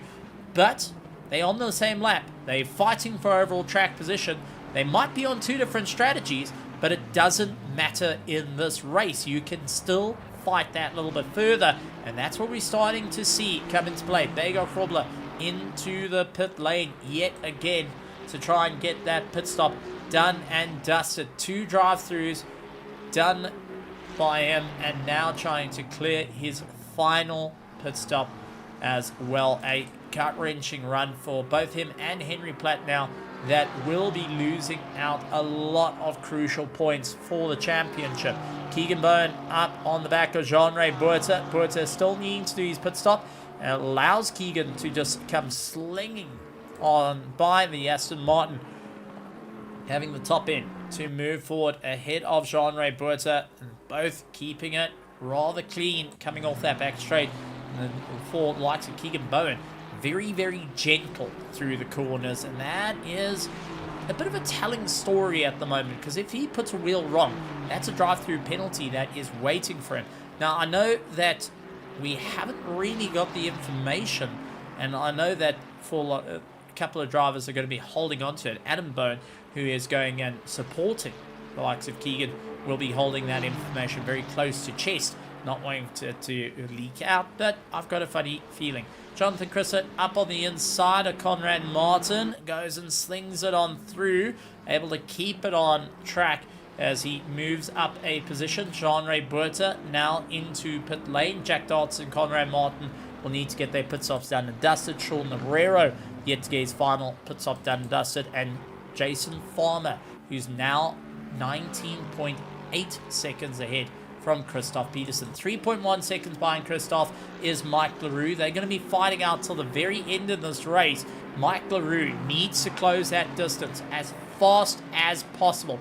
He needs to be on the back of Christoph Peterson. He needs to clear Christoph to try and bring Christoph down in the championship. If he has any hopes of holding on to go and fight for the championship, Christoph needs to fall out of the top 3 or have a really crummy run in the next 2 heats if he comes third here tonight. Christoph is critical to hold on to second place to ensure he keeps the running on at the moment, and he is currently 2.8 seconds up the road. So Mike LaRue starting to make that dent into the race and has got 6.5 minutes left. I mean, this is just a nightmare affair for the drivers, and they seeing what is going to play out for them.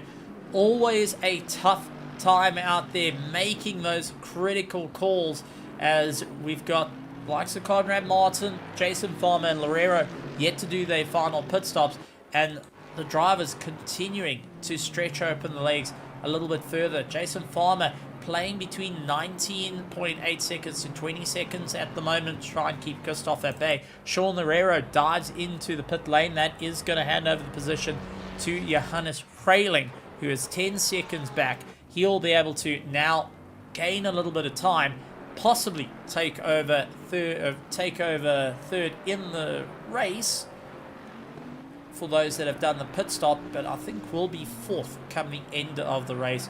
Just working out the times roughly there if Jason Farmer pulls into the box. But Farmer losing that little bit of time yet again to Christoph from 20 seconds, now looking towards 18. He's starting to feel that pressure. Little mistakes starting to creep in and costing a bit of time. Jeffrey Leroux and Jean-Ray Buerta, the second between them with 5 minutes and 15 seconds to go. Keegan Bowen leads out the Pro-Am with Rachel Mutaletti and Jonathan Chrislet holding on to third for the Pro-Am. It is Jason Farmer, Christoph Peterson and Mike LaRue fighting out for the top 3 in the Pro division. All drivers trying to see how they can close the distance, with Mike LaRue, who was closing up the distance to Peterson, now 3 seconds off the back, cannot go and lose that time. Donnie Steenkamp with 4 minutes and 47 seconds to go. A drive-through penalty coming in for the Ford Mustang driver, and that is going to be frustration boiling over at a rate of knots for him. Unfortunately, going to be removing him out of any other fights. And Donnie, who has tried keeping it on track in 24th position, will now sit with a drive-through penalty needing to be served and joining the list of Griffin Sim Racing drivers that scored a drive-through penalties. I mean, some tough racing out there, and oh my heavens, a rough one. And we have got word from Henry Platt going and saying he's out of the race with a disconnect. So despite being able to fight his way back into the race, slowly but surely chipping away at it, disconnecting right at the end and won't be seeing the check flag. That is a gut-wrenching blow for Henry Platt, as we see Wessel Voda sliding his Mercedes along as well. So some rough times out there for quite a few of our drivers, and this is why racing in the wet's difficult, as LaRue catches Jean-Ray Buerta, both landing up with a bit of a problem. That's allowed Jonathan Chrislet to come on by. Buerta turned around, now comes on ahead of Conrad Martin. LaRue waiting for Buerta to retake the position as a tip of the hat, and Conrad Martin is now going to capitalize on the opportunity to see if he can move up forward. Conrad Martin, right at the last. Lady Luck smiles upon thee, and now looking to take the fight forward. Will try his absolute best, and Martin into the pit lane for his final pit stop for the last 2 minutes and 50 seconds. He is the final driver to get that pit stop done. Well, second last driver to get that pit stop done and dusted. Critical call here for Jason Farmer, who in the next 2 minutes and 38 seconds has got one more stop to go. He is not far enough from Christoph Peterson to hold him back. So for Farmer, he better hope that this is a single litre that's put into the car and nothing more than that, as Peterson is looking to take first place. I mean, this is going to be a tough one out there, because here's Peterson round the final corner. He will be retaking the lead of the race, as we can see Farmer still in pit lane, and Christoph comes launching on by. Mike LaRue comes launching on by. Keegan Bowen will be the next one to see if he could close up the distance. Jason Farmer to see if he could take top 3 here at Paul Ricard. Jason Farmer down into 3rd place will be exiting pit lane now. Just needing to keep it clean for the next 1 minute and 44. There's William Wentworth going and slinging his way past to unlap himself.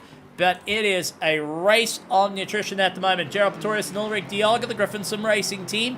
BMW versus Mustang.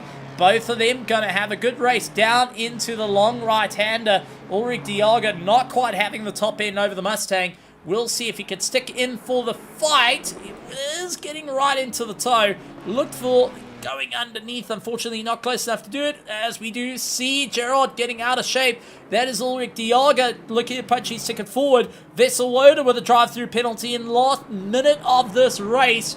So another bit of drama coming in for Vesselwoda. Unfortunately, another drive-through penalty with 55 seconds to try and serve it. Otherwise, it will be added onto his time at the end of the race if he hasn't done 3 laps with that drive-through penalty attached to him as well.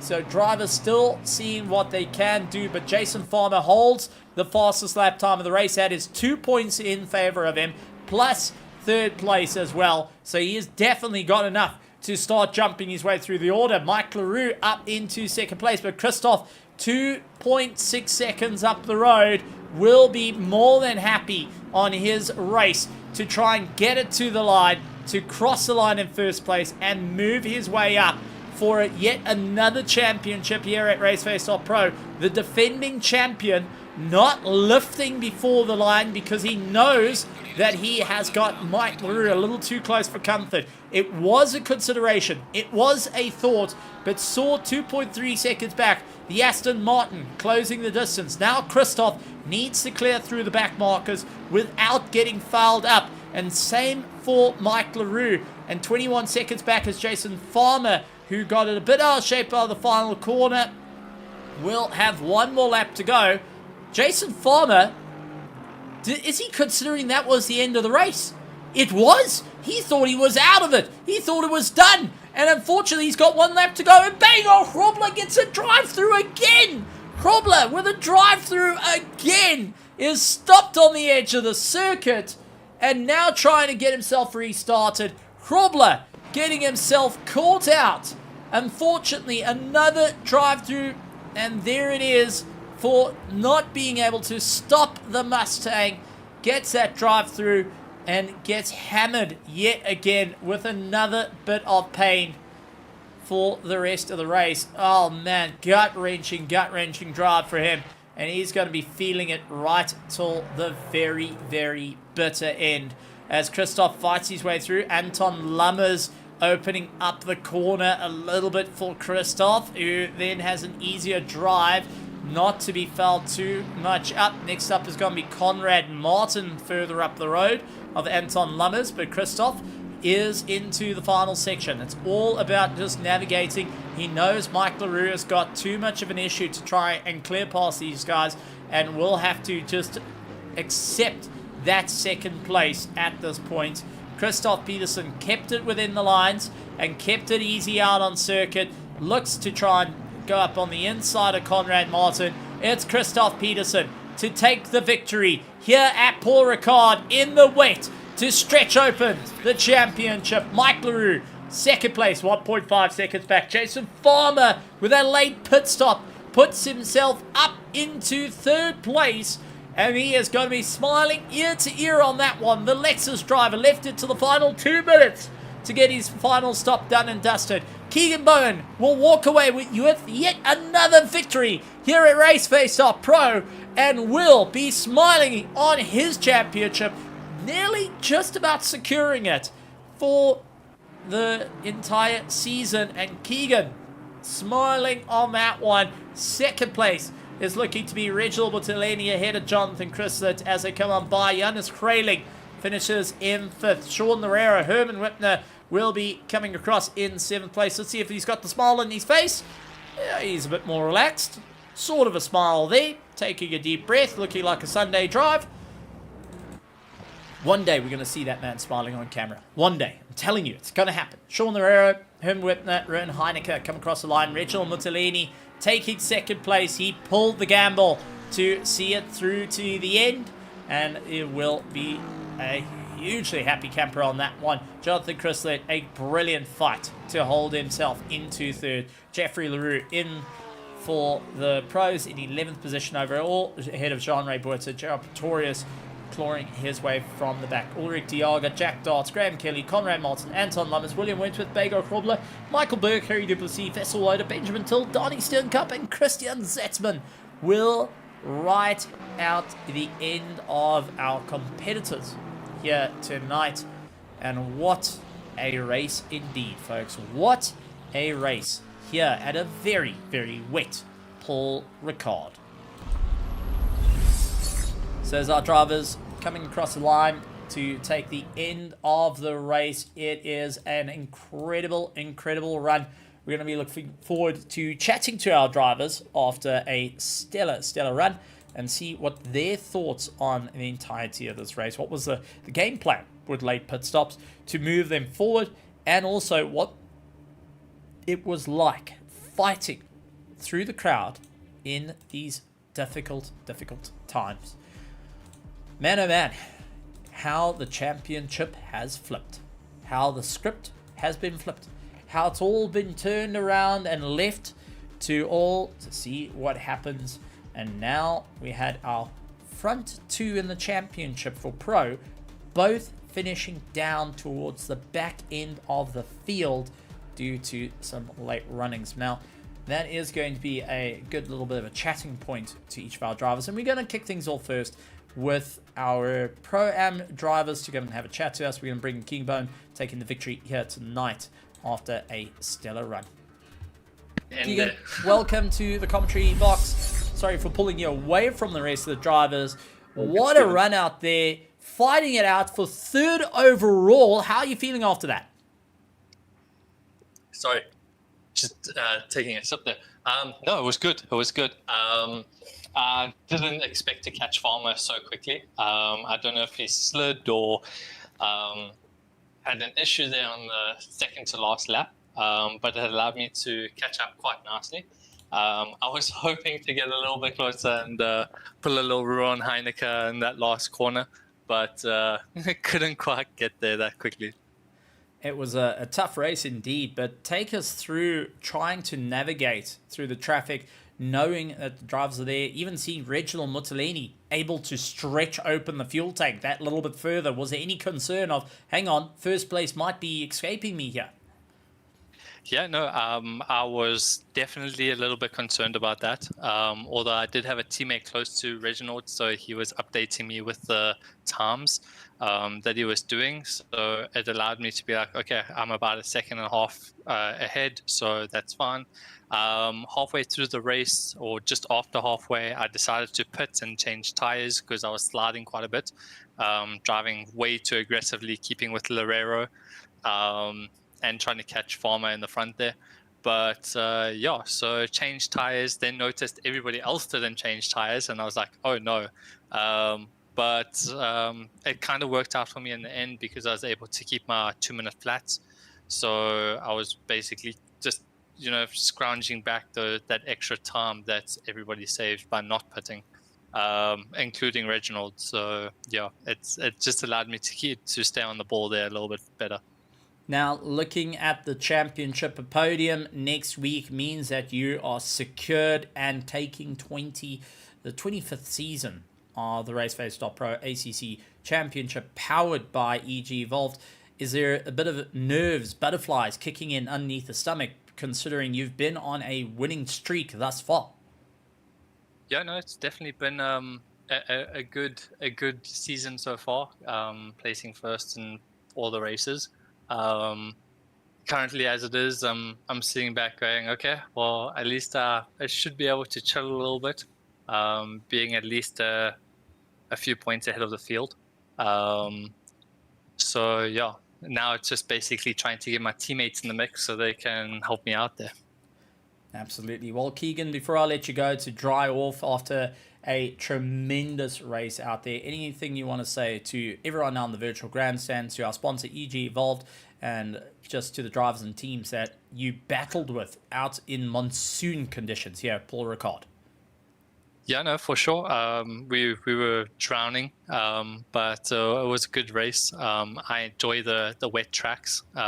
Somehow I stay consistent and don't die too much, so that's great. I appreciate all the support. My dad and bunch of the guys from CJ's now watching, so really appreciate all that, guys. And yeah, thanks for all the sponsors. It's been a great season. Absolutely wonderful. Well, Keegan, well done on an incredible race, and we look forward to seeing you next week, looking for the title and battling it out till the very end. Keegan Bone taking the victory here tonight in the Pro-Am field.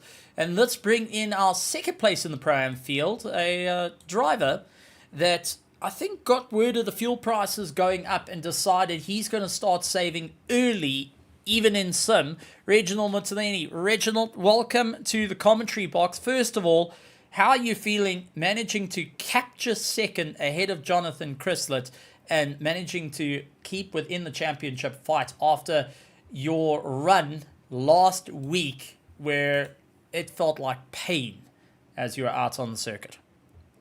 Yeah, look, today was a bit of an interesting one. Had to do some ACC research because the guys had a lot of pace when it comes to quali, so I couldn't really beat them on that. So I had to do a little bit of research to just find out how long those tires would last, and 90 minutes was the max those tires last, and then they'll drop. So I was like, great, not going to be taking tires. So essentially, today the main focus was stay out of drive-throughs and consistency. That is the only thing I had in my mind. Like, I mean, I had a bit of a nice battle. I can't remember who it was in the Bentley, but it was really nice. It was really nice. I mean, it's a big recovery from what happened last week, and yeah, I'm just really glad, the strat worked out well today. Well, bit of spacing in the points coming into this round. You were tied with Conrad Martin on 164 points. Gerald Pretorius sitting on 161. Then you had Anton Lammers on 159. Benjamin Till on 153. Ulrich Diaga on 150. So it was all to play for. I mean, it's 50 points for coming in first place. Was there the concern of it's now or never to try and keep second in the championship and to try and keep a bit closer to Keegan Bowen towards the end? Look, at the start of the race, I was like, you know what? I need to keep second. The first objective was to actually just make sure that I run away from Conrad. And yeah, after that, it's just chase everybody down as hard as I could without actually just burning out. I only realized towards the end of the race that I actually almost put on exactly what I needed on fuel, so I had like 1 liter left on the last lap. So yeah, that wasn't something I was planning, but yeah, looking at the points, it's actually getting really close. I mean, especially going towards the end of the season, this is it's going to be quite exciting. The next few races will be, it's either you put it in there to make it pay for you, or you put it in there and it's not going to be worth it. But yeah, it's going to be tricky. A lot of hard decisions are going to need to be made for some of the racers that are still trying to claw back into the top 3 positions. It's not like they're not far. They are definitely there. They're really close. So yeah, it's going to be an interesting one. And yeah, the last few tracks are not really my strongest points, but I'll do something about it. Strat again. That's the best thing I can do. Even coming through on this track, I was like, McLaren not so great on straight line speed, so I have to strat this out. Absolutely. Well, Reginald, before I let you go to enjoy and dry off, anything you want to say to your stream, because you're actively streaming while you're racing. For people that don't know, please go take a look at Reginald Mutalini out on YouTube. And Reg, let us know which channel, just the name of it, and where people can find, but also to our sponsor, EG Evolved, that has been keeping us going here in the world of ACC and in RaceFace, but also to our entire amazing petrol heads that stood out in these treacherous conditions. And I'm sure as you were driving by, you could feel bad seeing how drenched they were out on the grass. Yeah, look, especially on the initial few laps. I mean, the spray from the cars, they would have definitely felt that, but also, that puts them into that adrenaline of being part of the race, actually. I mean, that's what also the drivers are feeling. You're behind, like the first lap and the second lap, you're behind other cars and you can't see anything. So, yeah, that is epic and it's a huge adrenaline. But yeah, as for the YouTube channel, my YouTube channel is Regalodian, Lodian, as in Lodian from Nickelodeon. But yeah, thank you guys for the awesome support on my stream. It's always lacquer. Have a few guys who come through to make a few jokes there and there to try crack me from my serious game face when I'm racing. And then definitely thank you for the awesome support from our people on the grandstands at the RaceFace.Pro stream. You guys have been super amazing. I usually watch the race. I watch the race after the stream, and I can see all the comments. Really awesome comments and positivity rocking there. And the final part is thank you very much for the continued sponsorship from EG Evolve. You guys have been awesome. But yeah, hey, and admins, you guys are awesome as always, eh? Maybe we should give you guys a bri. I don't know. Maybe I'll pay like 10 cents per admin or something.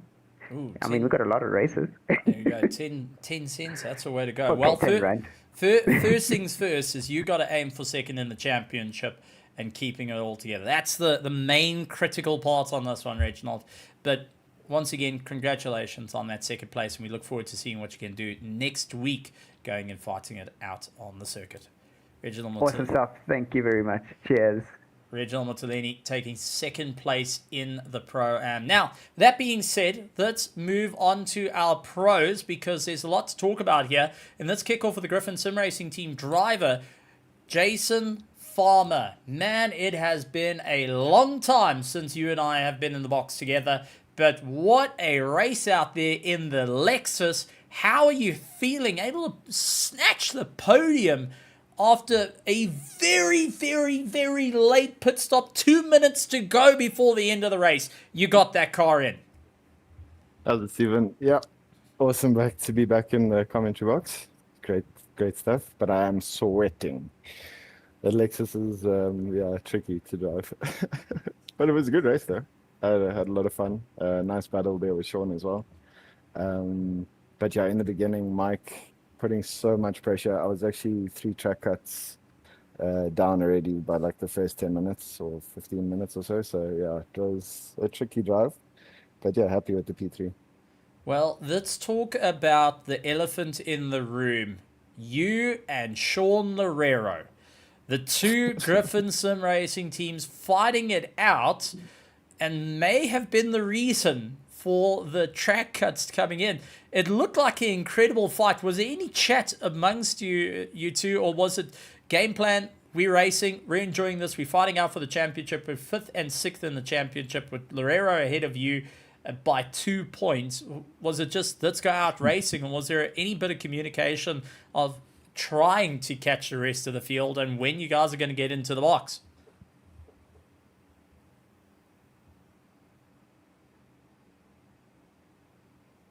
And we're just trying to get Jason Farmer back. Jason? Sorry, we broke up there. But No problem. yeah, so it wasn't... actually, we didn't think about the battle at all until he actually started catching up into like the last 10, 15 minutes of the first end. And then, yeah, by the time he got up to me, we just said to each other, listen, what do you want to do? You want me to let you by, or are we just going to battle? And so, yeah, we thought we'll just fight for it and see what happens. And yeah, it was awesome. Had a lack of fight, so it was nice. It was great, but I'm sure when you saw the drive-through kick-up on your teammate, there was that little bit of moment of, oops, that wasn't quite what we were aiming for. Yeah, I mean, we were both sitting on 3 track cuts for quite some time, and he actually got a cut even though he slowed down. So usually, like, you'll get a cut if you overspeed or over delta or something like that. Poor Ricard and Mazzano in the wet, it's got like a bit of a track cut glitch where if you just kind of go over the track limits a little bit, it'll give you a cut. So yeah, he wasn't too happy, but yeah, that's how things go, I suppose. Well, with that being said, a third place here tonight has moved you up in the championship. Henry Platt, Bago Krobler having a terrible drive out there. Sean Herrero falling down. You starting to look to fight out for second and third in the championship. What's the game plan heading into next week's race? Oof, next one, Zandvoort. Yeah, not great for the Lexus, but I mean, we'll see. I didn't think that I'd do that all tonight either, so yeah, I can surprise myself sometimes. And then Monza, final race of the season. They're yeah, looking for a top spot, so yeah, we'll see. Hopefully. Well, with that being said, it's been an incredible one watching you racing.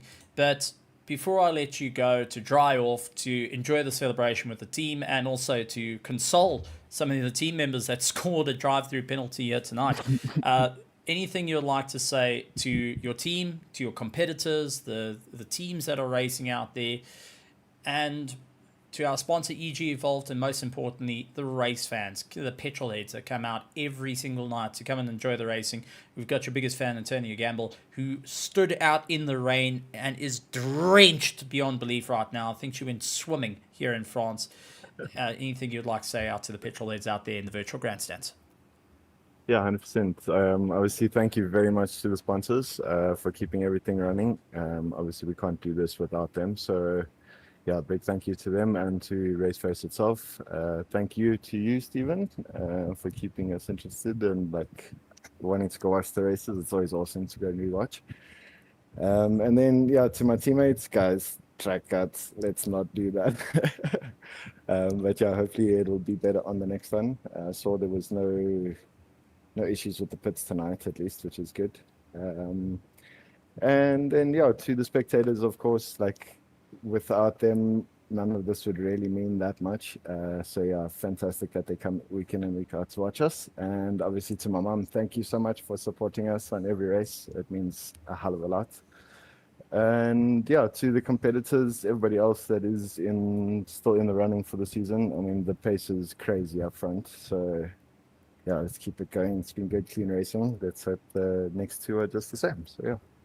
Absolutely wonderful. Jason Valmer, Griffin Sim Racing Team, managing to capture third place here tonight in the Pro Division and third place overall. What a stellar drive on his part. But let's bring in our second place driver who has been drying off, waiting for his opportunity to come talk to us. Well, like the Viper is able to strike, it is Mike LaRue taking second place. How are you feeling after that race? And so close at the end to Christoph. 1.5 seconds. Yeah, exhausted. Yeah, no, it was a hell of a good race. I qualified a tiny bit worse than what I wanted to qualify. But I don't think it would have made a difference with the straight line speed of that Lexus. But yeah, no, it was a bit of a on-the-fly strategy session. Very good race. Just as you say, just so close. Within arm's reach, but still a second place here tonight has helped you out. Taking a look at Henry Platt with a disconnect and the drive-through penalty coming in, Bago Krobler with a double drive-through penalty. This means that you had quite a bit to move up into the podium spots, which, going back a little bit, the discussion you and I had was you weren't quite sure about landing in for second and third. Now the fight is on, round 7 next week, and you're in the fight for second and third in the championship. What is the game plan for your return towards the sharp end of the field? I mean, this is something that is your return back to ACC here in RaceFace.Pro, back to the circuit, and on the return, you're standing into the podium positions. Yeah, it's extremely unexpected. When I saw Platz in the pits and Bago get the drive-through, well, the first one, I was like, ooh, I can maybe get a few points here. And then he got a second one. I was like, ooh, now I can definitely gain some points here. Yeah, so it was a bit of at the start, it was trying to find a way past the Lexus and try and manage the pace. But yeah, once I saw I got I'm quite a few places ahead of them. I knew, okay, well, even if I don't necessarily win the race, I could still gain some good points for the championship here. So it was a bit of a try and focus, keep it clean. And yeah, now, as you said, I'm in the fight for the top 3. I'm really looking forward to the standings being updated to see how far back I am now. But yeah, start of the season, missed the first race. I basically, my initial goal was try and get a top 10 at the end of the season. And then I shot up to 5th and then 4th and now possibly 3rd. Yeah, we'll see how it goes. Going forward, I'd say probably, yeah, I just need to practice. There's no turning back now. I was going to need to practice, try and see if anyone is possible to dethrone Chris, but it's going to be tough. Yeah, it's still an absolute wonderful drive. Before I let you go to enjoy the celebrations after a hard-fought fight, anything you want to say to our sponsor, EG Evolved, to everyone out in the virtual grandstand, to the competitors that joined you out on the circuit, racing door to door with you. The floor is yours, and we look forward to chatting to you next week. Yeah, as always, thanks EG Evolved for everything, getting everything sorted and set up and helping everyone with this. It's great to have a sponsor here, supporting the local guys driving. In general, just thanks to the team, thanks to the other guys I'm actually racing. It's awesome racing them. And then also just little congrats to Chantal in silver. She won the race there as well. Hey, congratulations, Chantal. Awesome stuff to catch it onto the podium. Well, absolutely wonderful to have a chat to you, Mike. We can't wait to chat to you next week, and especially with the points going to be updated. I'm looking forward to seeing how close it is going to be for the top, because it looks like between yourself, Jason Farmer, Sean Lorero, Henry Platt, Bago Krobler, we're in for a grand final 2 races to see who's going to stay at the top. Mike LaRue going and having a stellar time out there. Finishing up in 2nd place. Getting word for Christoph Peterson. Not going to be in the commentary box, trying to dry himself off. Feels like he's got a fever after racing here in France in the rain, but is extremely ecstatic on taking the victory, and a hard-fought one. Was worried about the competition catching up and the pit stop strategies not quite going to what he thought it would be, so having to play it on the fly. Looking forward to seeing what the next round at Zandvoort's going to go like, because he knows that he's comfortable with the circuit, but the car will have a bit of a problem with the tires getting chewed up, especially when it gets a bit warmer. So they are concerned about the conditions of what it may be. Folks, it's been a grand race this evening. We've had some incredible battles up and down through the field. Some heartbreak moments coming in for a number of drivers. Paul Ricard has always been that track that can give you a lot but take away even more, and with rain, it's the ultimate equalizer. It doesn't matter how fast you are,